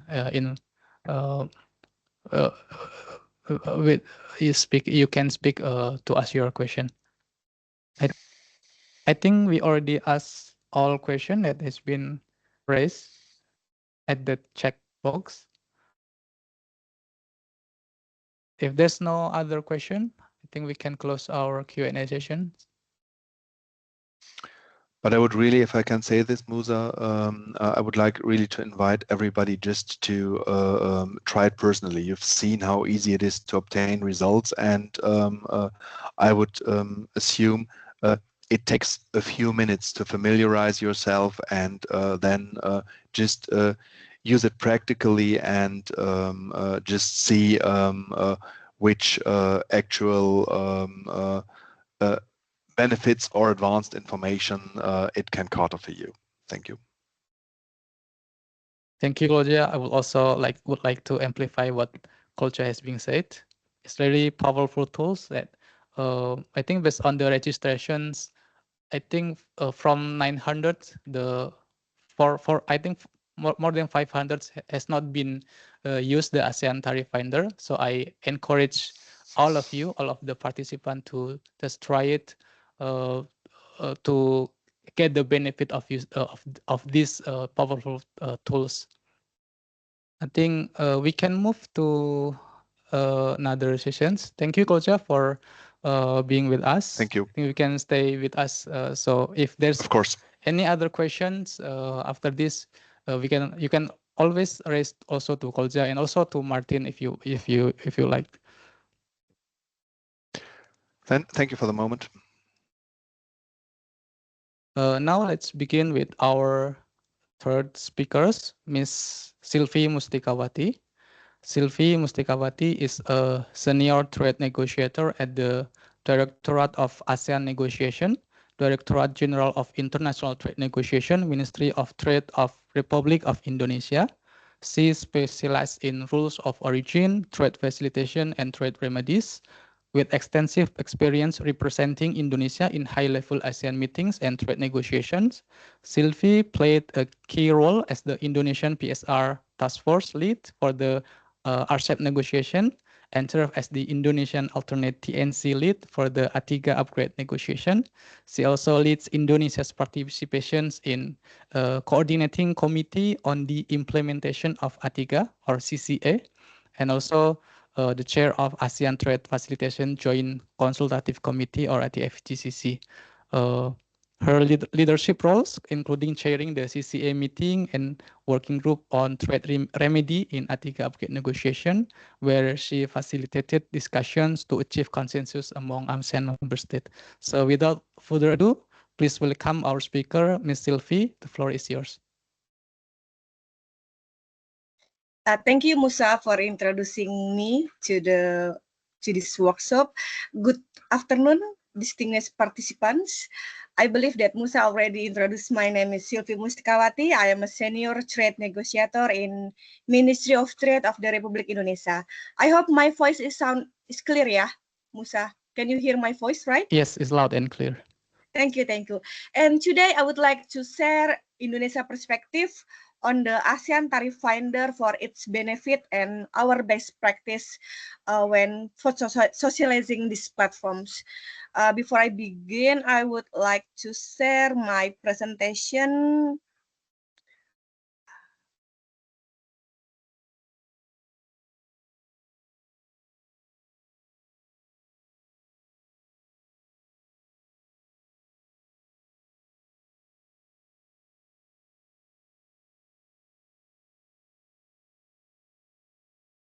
Is it my screen already shown? Yes, yes, already. Sylvie.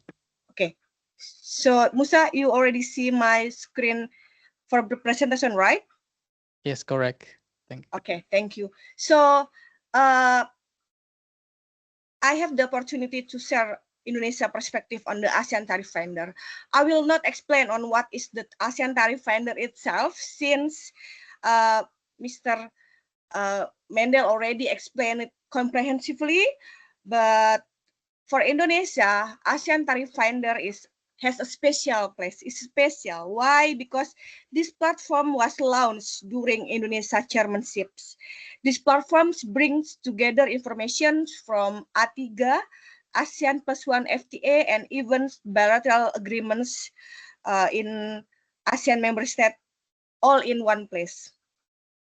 And the best part is the ASEAN Tariff Finder, it is for everyone's government officials, private companies, small businesses, and academic. It is for free. You can use it whether you're drafting policy, planning a shipments, or writing a paper.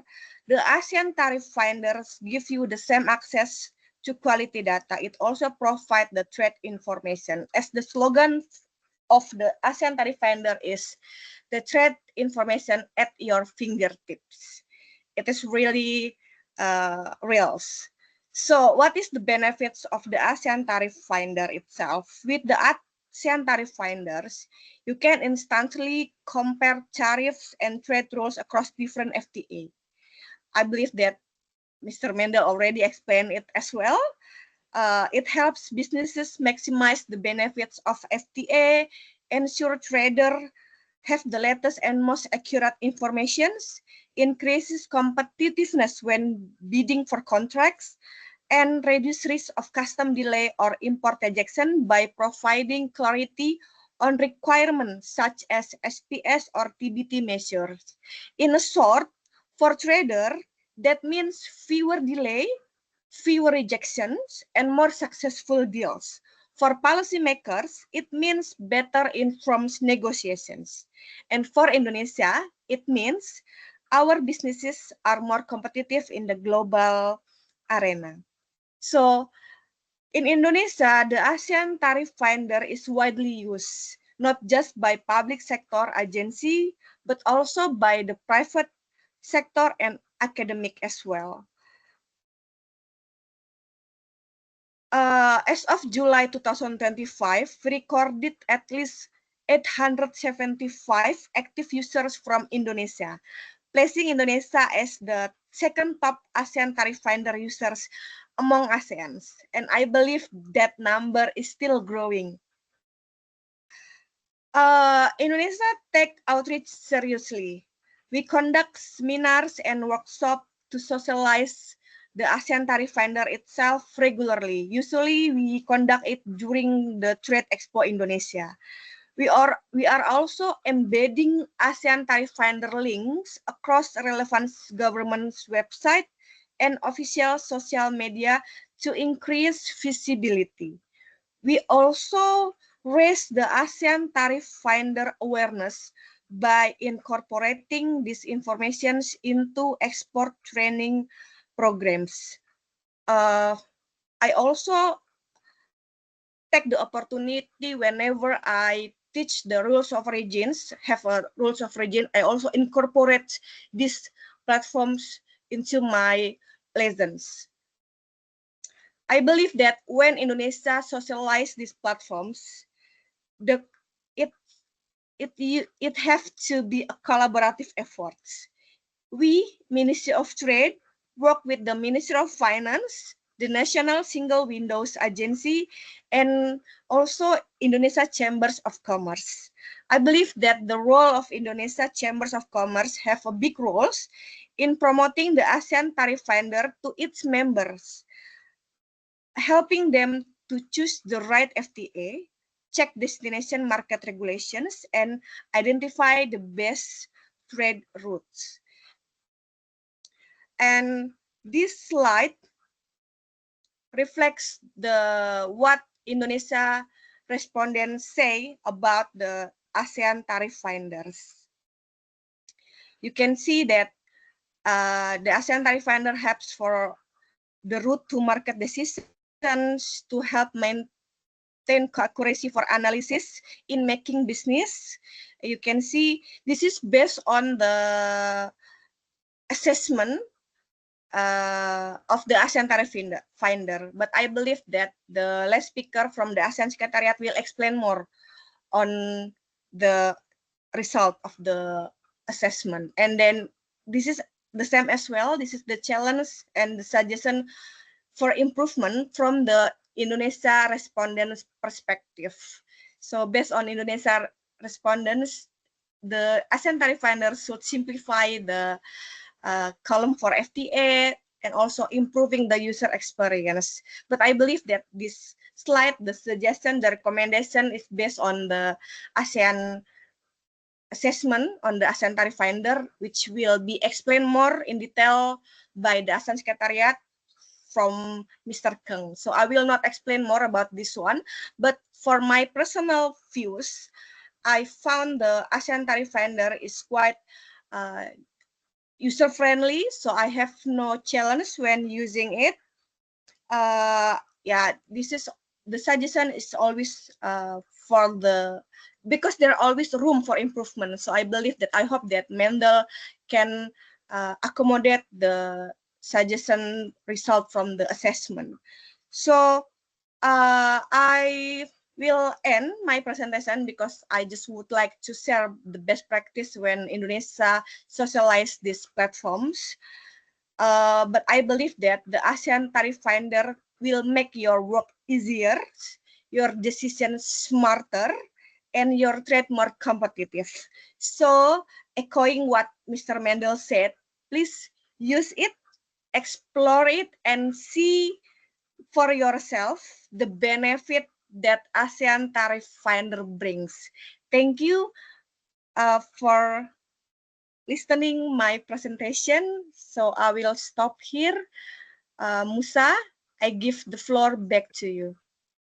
Thank you, Ibu Sylvie, for sharing the experience in using the ASEAN Tariff Finder from the government perspective. Now, I will park the Q&A session after all of speakers already presented. Now, let's move to our fourth speaker, Mr. Hasrin Othman. Mr. Hasrin Othman was formerly appointed as Fonterra Brands Malaysia SDN PhD, Supply Chain Operation and Trade Compliance Manager in February 2019.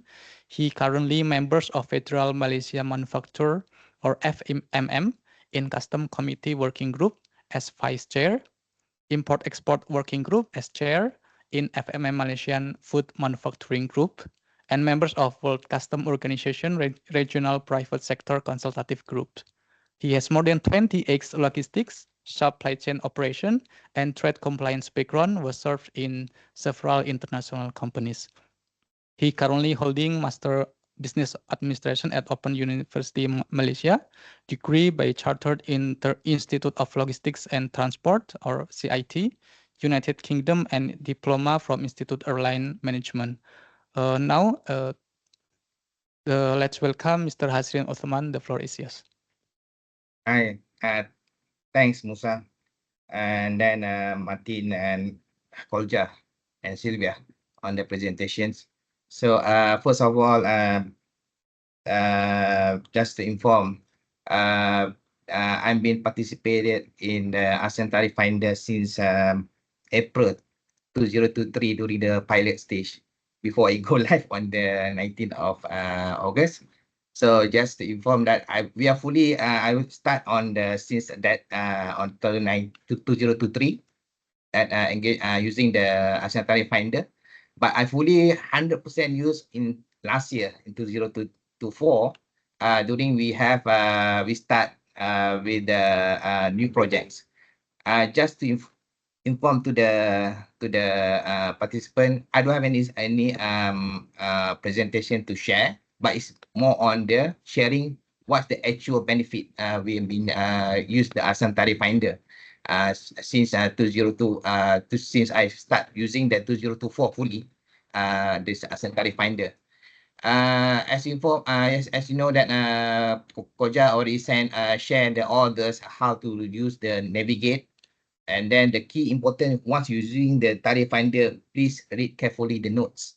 So because they're very key important on that notes, and then once you understand the access code, read line by line on the section display. That's from there you can know before you penetrate. For us as a Fonterra, the ASEAN Tariff Finder provide us the update information, preferential tariff, apply for the AMS country and Artiga and +1. And then for example, for as I informed, as in 2024 that we used to penetrate product new segment for under chapter 2106, whereby the ASEAN Tariff Finder from ASEAN Tariff Finder able us to compare different tariff, non-tariff measurements or rules of origin RO and other traits related to the information from the different FTA, which could useful for the trade negotiation analysis.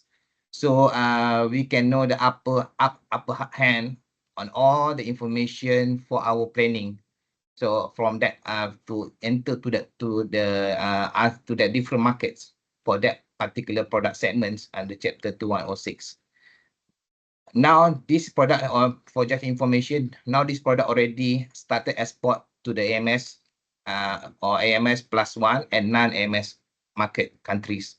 Without that tools, example, I give you the background. Before we have that product segment, we have the previous product segment under different chapter 2101.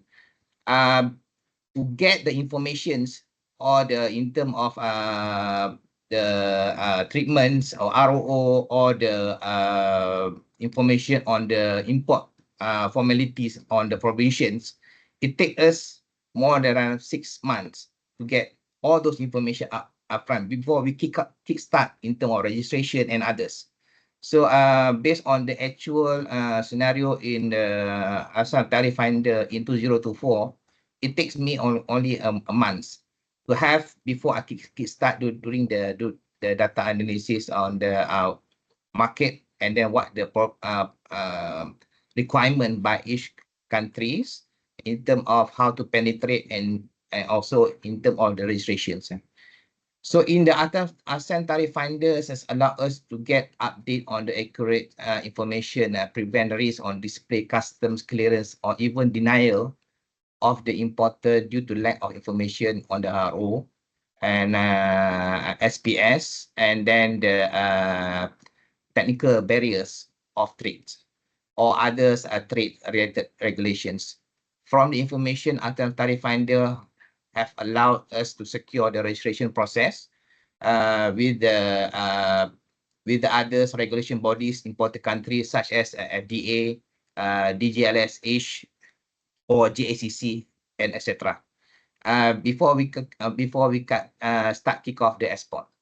This is different from our previous method as I informed approach, whereby we need to ask from our potential importer or in the markets, but with a good knowledge and expert. People have expert on import regulation. Only we can have those informations.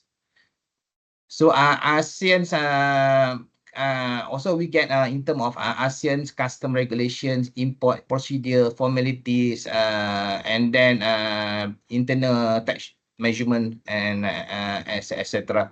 Enhance to chance to penetrate with the ASEAN Tariff Finder. Enhance to chance to penetrate AMS countries or IMS ASEAN +1 and others country non-ASEAN +1 countries. You have a smooth knowledge requirement upfront, such as the registrations or the legalizations. As I will not elaborate more on the display on the information, you can see once you enter the ASEAN Tariff Finder, you can see the section display. As I informed, section display is very important about the nomenclature, duty, taxes, rules of origin, ROO, and the 4 key important as like us as Fonterra, we apply dairy products. The importance of the import formalities very key importance. Duty also duty play parts. The import formality in terms of vision items before entering into that markets also in key importance because it involve a lot of registrations. Example like China, you need to have the JCC. So that's why once you have this information upfront, it's easier for you to plan. Easier to plan before you enter into the markets. So for like us, dairy product is FMCG is very time essence. So the ASEAN Tariff Finder can expedite us to get all the necessary information upfront. So that's all from my side. And sharing the experience from my end as a Fonterra in the private sector, how the business can benefit from the ASEAN Tariff Finder.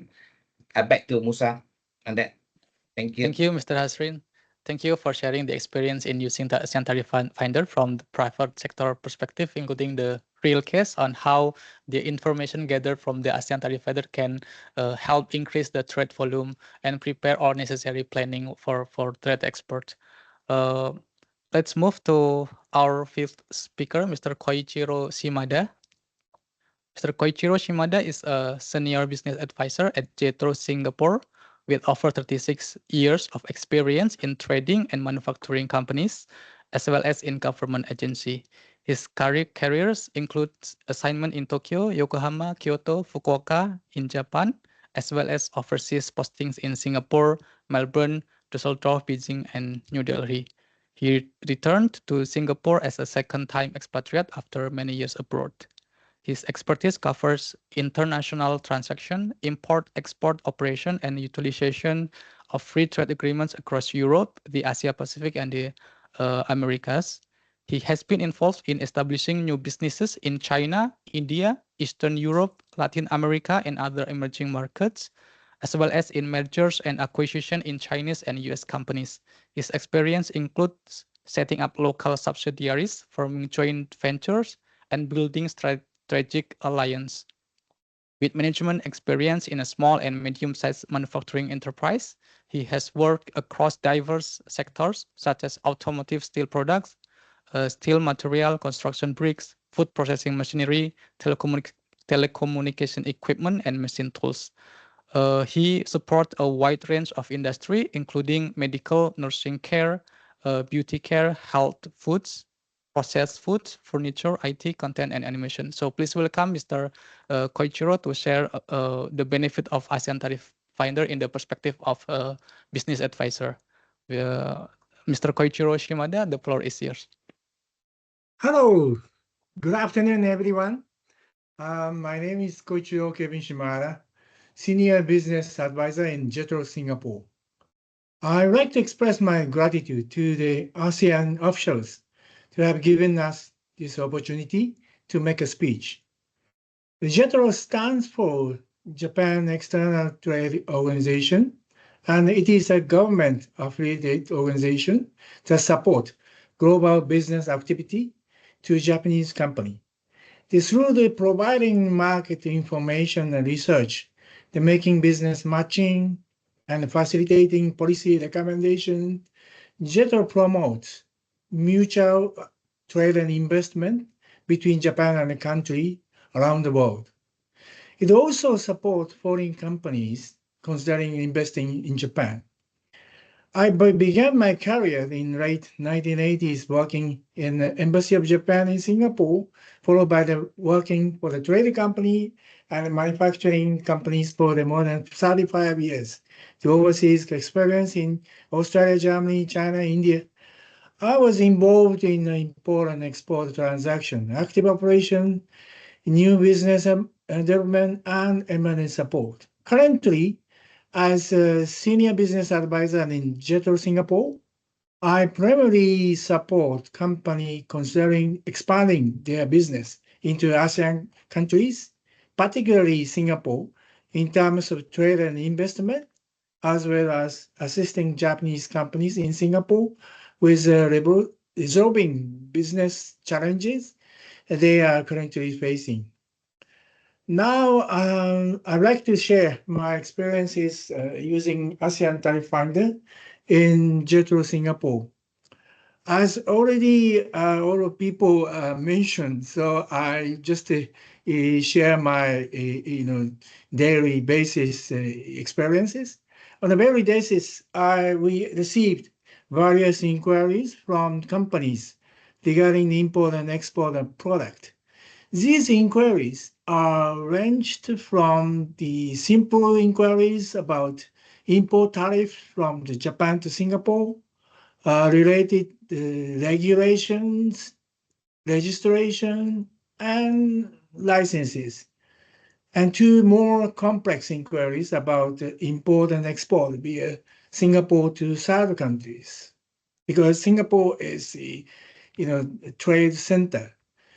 Most of the country, they transship. Since Japanese company expatriates in Singapore typically rotate every 3-4 years, we conduct seminar twice a year regarding the basic trade transaction procedure. During this seminar, I provide a concrete example to explain rule of origin and how to apply for the certificate of origin and how to utilize ASEAN Tariff Finder. I stressed the using the ASEAN Tariff Finder. And also, I introduced a case study illustrated by detailed example. According to the companies I introduced ASEAN Tariff Finder, they have expressed that they wish to have that known ASEAN Tariff Finder earlier. After using ASEAN Tariff Finder on their own, they no longer have basic inquiries and have moved on to more advanced inquiries. That is good. The advantage of the ASEAN Tariff Finder includes its simplicity and comprehensiveness in providing information on the procedures related to import and export. It allows the user to confirm HS codes and check tariff rates under the bilateral or multilateral FTAs, verified rule of origin, and confirm import regulations and licenses, and all within a single application. Through the ASEAN Tariff Finder, I aim to help the companies understand better ASEAN Tariff Finder and utilize FTA to reduce tariff and enhance competitiveness and expand their business operations. To elaborate further, while it is important to determine which FTA to utilize in order to reduce the tariff cost for the existing product. It is also crucial to identify which countries or region offer the competitive advantages over other countries, and then whether the changing the origin of the raw material or parts for the existing product to a different country of origin would be advantageous under the FTAs. Additionally, it is essential to ensure if the such changes of the origin meet the quality and the specification of the company's product. I mean, this important decision required the cross collaborations in the company internally among the purchase department, the product design and planning department, and production department. For the companies with expanding overseas ratio, it can become crucial management issue. To have basic understanding on the initial stage, ASEAN Tariff Finder is a very effective platform tool application. When the US reciprocal tariff were announced in early April this year, its tariff for Singapore was the lowest at 10%, but since tariff rate varied by the country, we had inquiries from the company engaged in third country trade regarding the confirmation on the rule of origin. In early August, it was announced the country-specific tariff, which had been temporarily ceased, would be resumed, with the Singapore maintain 10% reciprocal tariff will be, but however, the tariff up to 100% will be or might be imposed on important products like a semiconductor. This is anticipated to have significant impact on the Singapore semiconductor-related industry. While there are no immediate concern at this moment, but going forward, I anticipate that there are many direct impact on Japanese company. There are many Japanese companies supplying parts and material to such industries. And then we have more inquiries regarding supply chain adjustment, exception measures, or exempt items. By introducing ASEAN Tariff Finders, JETRO will continue to promote smoother import and export trade by introducing ASEAN Tariff Finder, and we hope to contribute even partially to facilitation of the regional trade within and outside ASEAN countries. Thank you very much for your attention. That's for all my speech. Thank you, Mr. Koichiro, for sharing the benefit in using the ASEAN Tariff Finder from the business advisor perspective. Now let's move to our last speaker, Mr. Kang Batran. Mr. Kang Batran has been the Assistant Director of and Head of the Trade Facilitation Division, the ASEAN Secretariat, since 2 September 2018. His main duties are to provide policy recommendation and technical support on customs and trade facilitation, trade in goods, including tariffs, non-tariff measures, including SPS measures, rules of origin, ASEAN single window, and the ASEAN customs transit system. He also provided policy and technical support for the Article upgrade, ASEAN-Canada Free Trade Agreement, and ASEAN-China 3.0 upgrade negotiations. Before joining the ASEAN Secretariat, he served the Ministry of Trade and Industry of Vietnam in more than 14 years. He negotiated several FTAs, including RCEP, CPTPP, Vietnam-Korea FTA, Vietnam-Israel FTA, Vietnam-EFTA FTA, ASEAN-Japan CEP, ASEAN-Korea FTA, ASEAN-Australia-New Zealand FTA, ASEAN-Korea FTA, ASEAN-China FTA, and under such negotiation, he covered trade in goods, trade in services, investment, rules of origin, and custom procedures and trade facilitations. He is also a WTO expert in NAMA, trade in services and agriculture. So please welcome Mr. Kang Batran. Thank you very much, Musa, and very good afternoon to all audience colleagues around the table. So it seems that the workshop lasts more than we expected because there are too many issues shared by our distinguished speakers. So for my presentation, I will try to shorten it down so you don't have to wait for a long time for ending the workshop today. My presentation will try to introduce the recent survey on the tariff finder from the respondent that we already conducted for the survey. So the aim of the survey is to understand how stakeholders are using and benefiting from ASEAN tariff finder and also gather user feedback in accessing the tariff finder. If we see here from the outcome respondent from our people who joined the survey, we can see that mostly 53% are exporter and importer, and then followed by producer, manufacturer, government agency, and custom broker with the respective share of total responses, as you can see on the slide.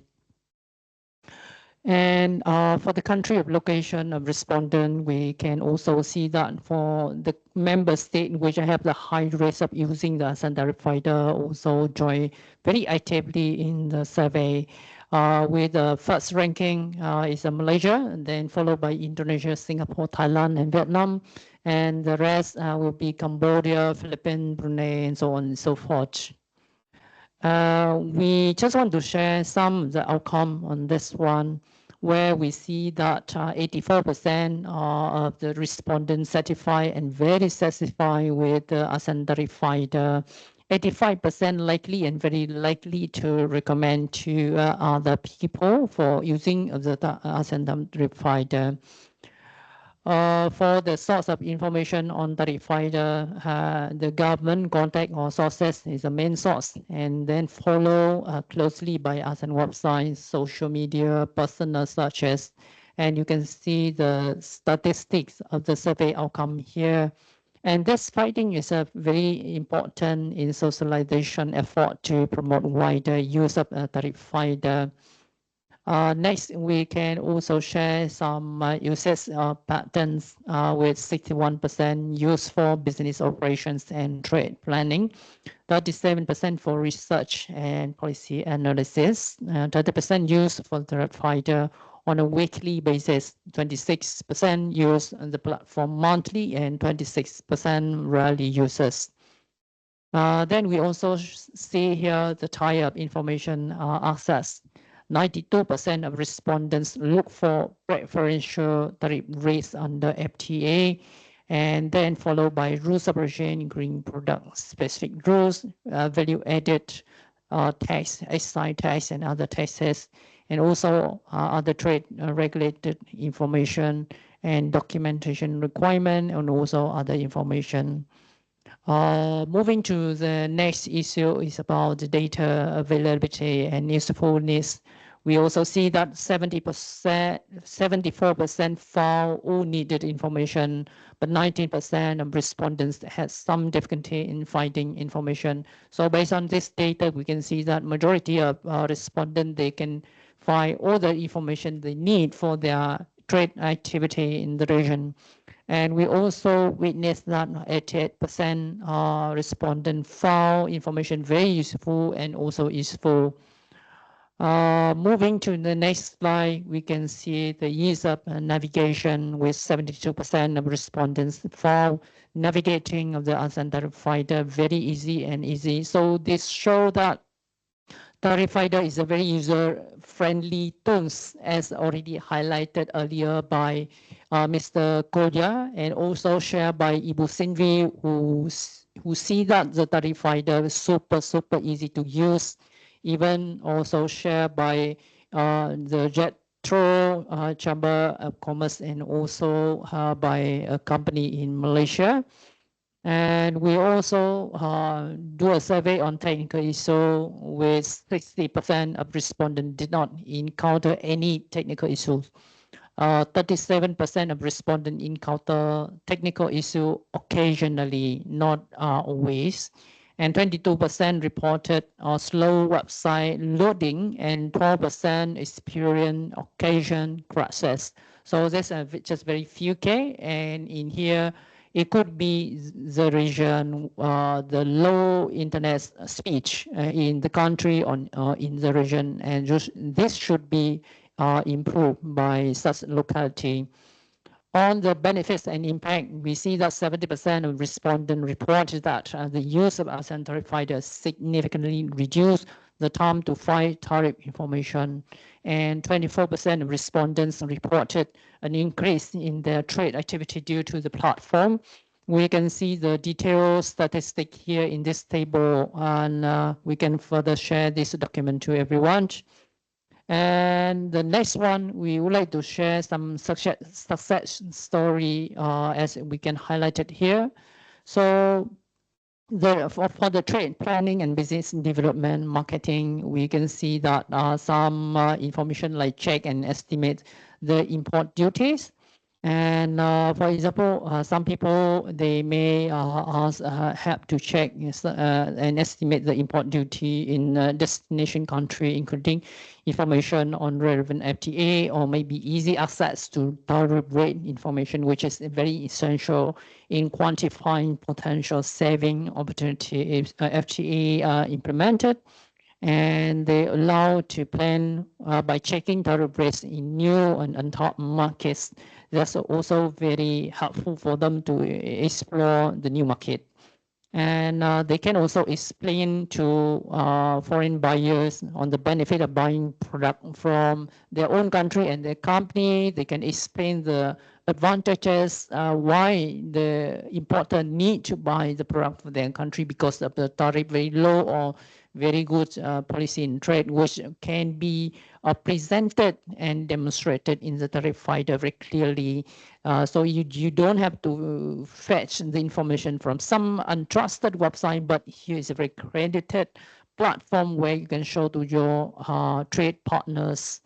And they can also help such person provide information to the client. For example, in this case, when we check with one surveyor and they said the client in China, and they can find the information very easily from the tariff finder. And such company, they also share that.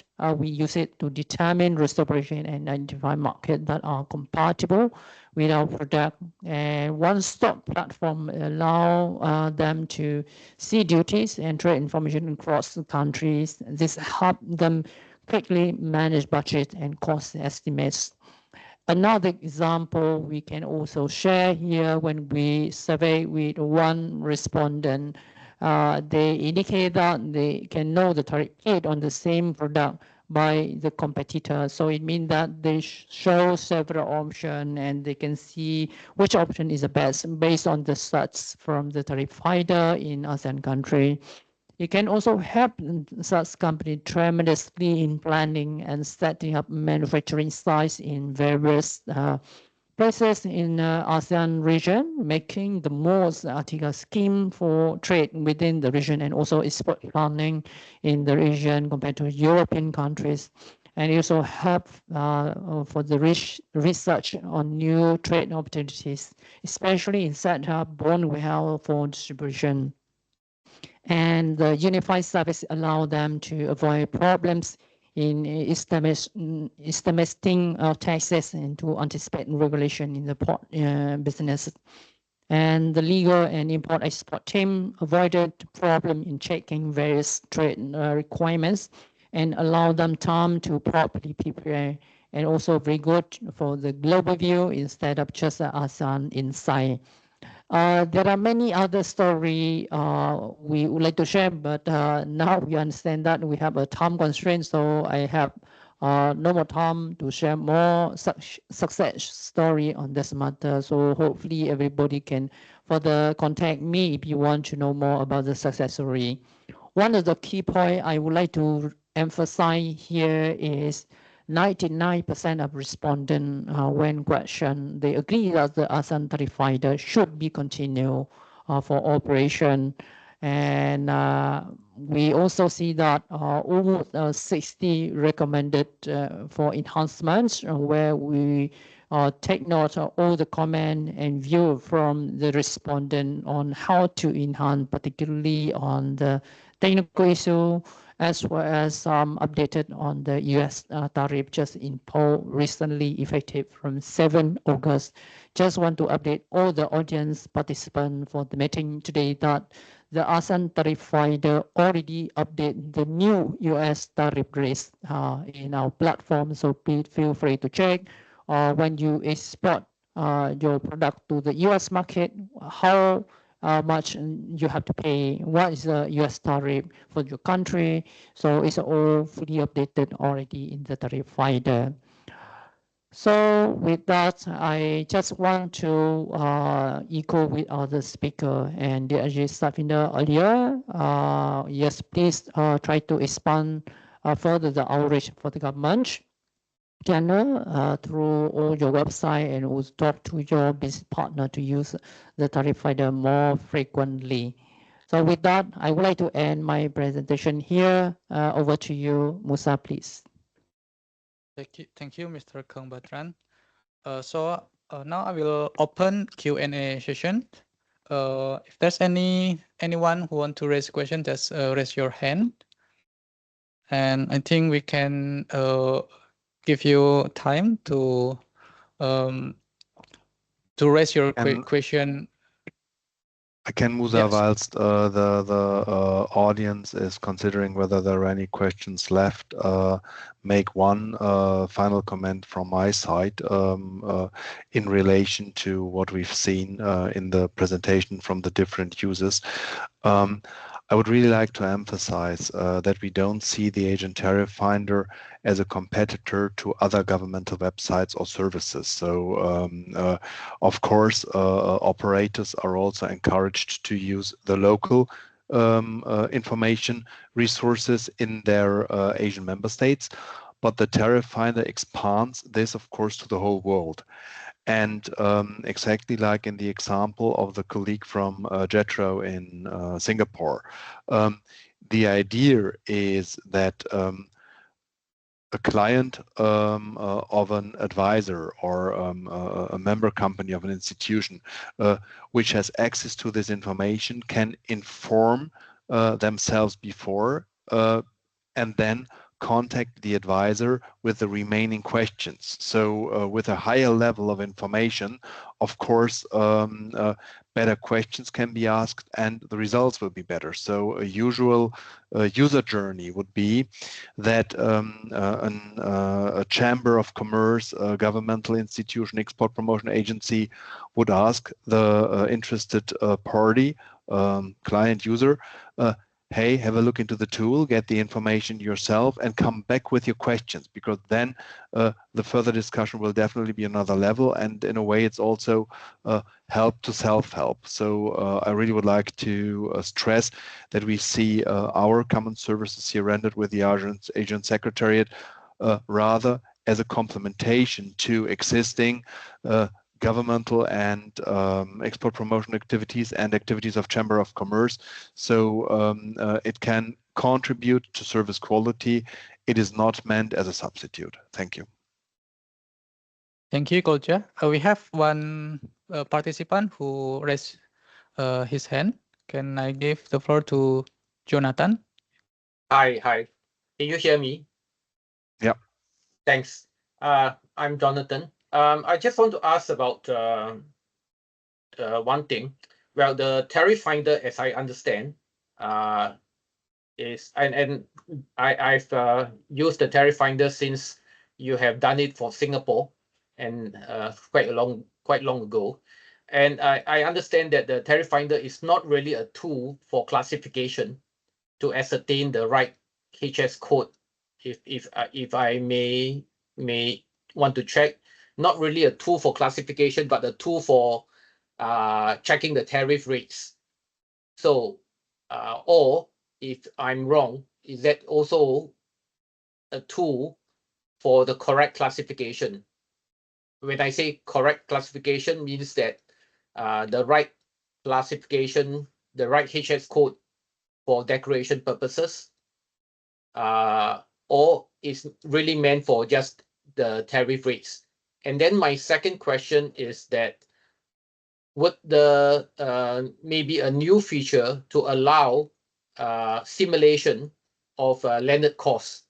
Would I be able to do landed cost simulation? Because typically I ship a number of HS codes in whether it's LCL or FCL or so I can then bundle the my consignment and then ascertain my landed cost for my consignment. Thank you. Shall I answer? Yeah, please go, Jeff. So, Jonathan, to your first question, we would not say the tariff finder is intended as a one and only tool for classification, but it can definitely help classification insofar as you do have a current depiction of nomenclatures throughout the world in the English language, which are really reliable as to their actual application, meaning the HS version, the relevant version of the region nomenclature like HTN in the Asian region. So particularly when you monitor the classification of your goods in different countries, you can of course start, let's say you're in Singapore. If I were you, I would start with the classification of my commodity in the HTN and then take the 6-digit code to have a starting point for looking into other countries. And of course, there may be cases in which there are different opinions by the administration on the actual classification of a certain good. But you can, taking your own and properly classified good, at least to get a very sound result of how the relevant subheadings in the other countries and regions look like. And it can also support you in what Martin mentioned in his presentation, in countries where there are no circumvention clauses against tariff engineering. And in the US, tariff engineering is legal, whilst it wouldn't be in Europe or in the EU, I have to say. So you can really use a tool to also look for classification alternatives if possible. So I would rather classify the goods in my own national environment, so Singapore in your case, but then take the 6-digit code or even 8-digit HTN code for the other Asian countries to monitor the actual nomenclature representation in the other countries, plus, of course, the measures assigned. And yes, then of course, you're right. The main purpose definitely is to retrieve tariff and non-tariff measures, and of course also internal taxation. This is the main purpose, but doing it like I've just described, you can use it for classification in different nomenclatures and monitoring of codes in different nomenclatures. This is what also content clients of us do in their ERP systems like SAP, and it works practically. To your second question, I see your point, and would just like to emphasize that the tariff finder tries to extend complex information from legal sources in a user-friendly way, but still wants to show the legal information derived from the various sources, and we do a full integration and let you work with this information. All the tariff simulation tools, I know at the end of the day only do an estimation because you have so many factors playing in, like transport costs, handling fees, and so on. So to have a real calculation result is a challenge as such. So we rather strive to give you all the elements you need for from the legal perspective, so that you don't miss out on any legal element of the tariff and non-tariff measures. But your point is definitely taken, as mentioned by Kwong. We are currently looking into possibilities for at least mid-term improvement, also taking into account all of the results from the survey. And we will definitely consider all proposals being made. However, moving and working in the constraints of the subject matter and the background that a governmental tool or a governmental based tool like the Asian Tariff Finder also has to be careful which information is presented. It has to stay with the legal basis and can not go too far from them. So I conclude here for the moment. Thank you. Thank you. Thank you, Kolje, and also thank you for other speakers, Bu Sylvie, Mr. Hasrin, and also Mr. Koichiro, and so Mr. Kang Batran. I think there is no other question, so we can end these webinar sessions. So let's move to have closing remarks from Mr. Kang Batran, Head of Trade Facilitation Division from ASEAN Secretariat. Thank you, Musa. So yeah, the workshop today really interactive, super useful, and very candid, practical, at least to our team. So thank you for staying with us until now, this time almost 5 p.m. And I will not keep you here too long. Your presence today really make the workshop successful. So let me try to grab a few key takeaways for the discussion today. So if you see that and heard the speaker already spoke around the screen, we can see global tariff setting actually remain very volatile.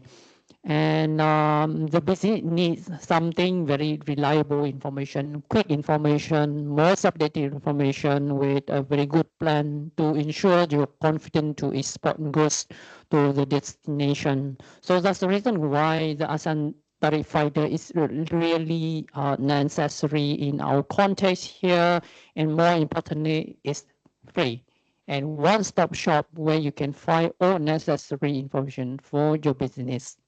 And as we already promised earlier, next year we'll try to further improve some more function for the ASEAN Tariff Finder, which also including the expansion of Tariff Finder to non-ASEAN geographical area. And based on the survey, one of the points I just want to re-emphasize and repeat, 99% want the Tariff Finder to be continued. This is a very super confident result for ASEAN Tariff Finder. I don't think any other trade facilitation tool can reach such a high reliable level from the users like the ASEAN Tariff Finder. And this point actually is mirror the objective we set for today to confront tariff volatility and build capacity for ASEAN Tariff Finder for daily decision making and expand the utilization across the both public and private sector. So what's the next step for after this workshop? Well, the first thing we would like to share is, as we already heard from Ms. Cindy, who already said the Tariff Finder is widely used by her sector, including the government, agency, chamber of commerce, and also private sector, and really highly appreciated by her team and all her people from her country. So this is very user-friendly with support by all the sector. And if today you already have a chance to try the Tariff Finder, or even for those who already multiple time users, so please continue to use it. And for the newcomer, you have not heard about that, you never tried to use it, so please take it to use it from today, and let us know if you face any technical problem from using this one. And the second thing I just want to convey to our good participant here is trade with the latest and updated tariff list. As presented today, Manda already refreshed the platform with the latest US tariff rate across the destinations.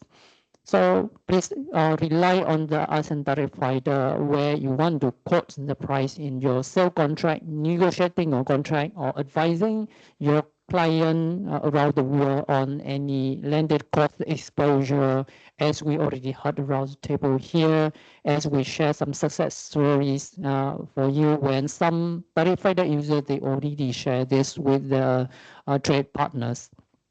The third key takeaway we would like to share is you also need to watch the article updates as shared by DRG start window. There are more tariff line under upgraded article will be further liberalized, and this is very important, and it will be further updated after the signing of this agreement at the 47 ASEAN Summit in October this year. Further tariff liberalization will be reflected there, and hopefully you can fully utilize the ASEAN Tariff Finder. The next thing I just want to share is to keep the feedback loop tight. We heard you ask for clearer product-specific rules origin and also easier comparison, but the link to official sources and exportable data sets for analysis. And for this, ASEAN sector will consolidate today comments and also take into account the question you already asked around the table, and continue working with our very good partner here, Manda, on the technical phases and feature priorities, including exploring some very good way to extend the access for the stakeholder based on the outside ASEAN and also partner. And one more thing, just want to suggest, measure what's matter. We will keep using the survey instrument to know user satisfaction. We continue with this survey every year to ensure that our survey provided to all of you will be perfect, should be continuously improved to satisfy fully for the Tariff Finder user and make sure that our work will never end behind and continue to be improved. And a very special thank to all speakers today. DG Satvinder, who already said a very good starting point for the tone of the workshop today. Mr. Martin, for the policy landscape of the US, sharing some very useful information for the US market, the tariff, the transformation, the substantial transformation, minimal operation, and everything related to the rules of origin in the US. Mr. Koja Manda for a product walkthrough with very useful and detailed information on ASEAN Tariff Finder. Ms. Sinvi for member state perspective on how ASEAN Tariff Finder very useful to her country and also as well other ASEAN countries. We also not forget to thank Mr. Hasrin Osman and Mr. Koichiro Shimada for their praising for the Tariff Finder for the simplicity, effective platform, and they will continue to promote the Tariff Finder to make it more useful and widely popular.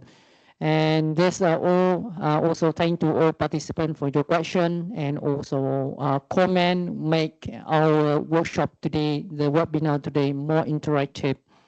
I would like to close the workshop today with a very simple request to everyone. Don't let today's discussion information to sit in your drawer. So make it open outside and open the Tariff Finder for the next course, for your next sourcing decision, your next policy brief. Share it with your colleague for the person who have not understood or known about this platform, and also share with the colleague who's very struggling with finding updated information on tariffs or PSR or whatever information presented today. Or even for those who work in the academia, you can share with your students or any stakeholder the information you know today, so they can fully utilize it, and every additional user should make it better decision for faster compound into more connected competitive ASEAN, and the data show that's already happening. So thank you again for your very active participation and your contribution. We look forward to meeting you again very soon. Thank you very much and have a good evening.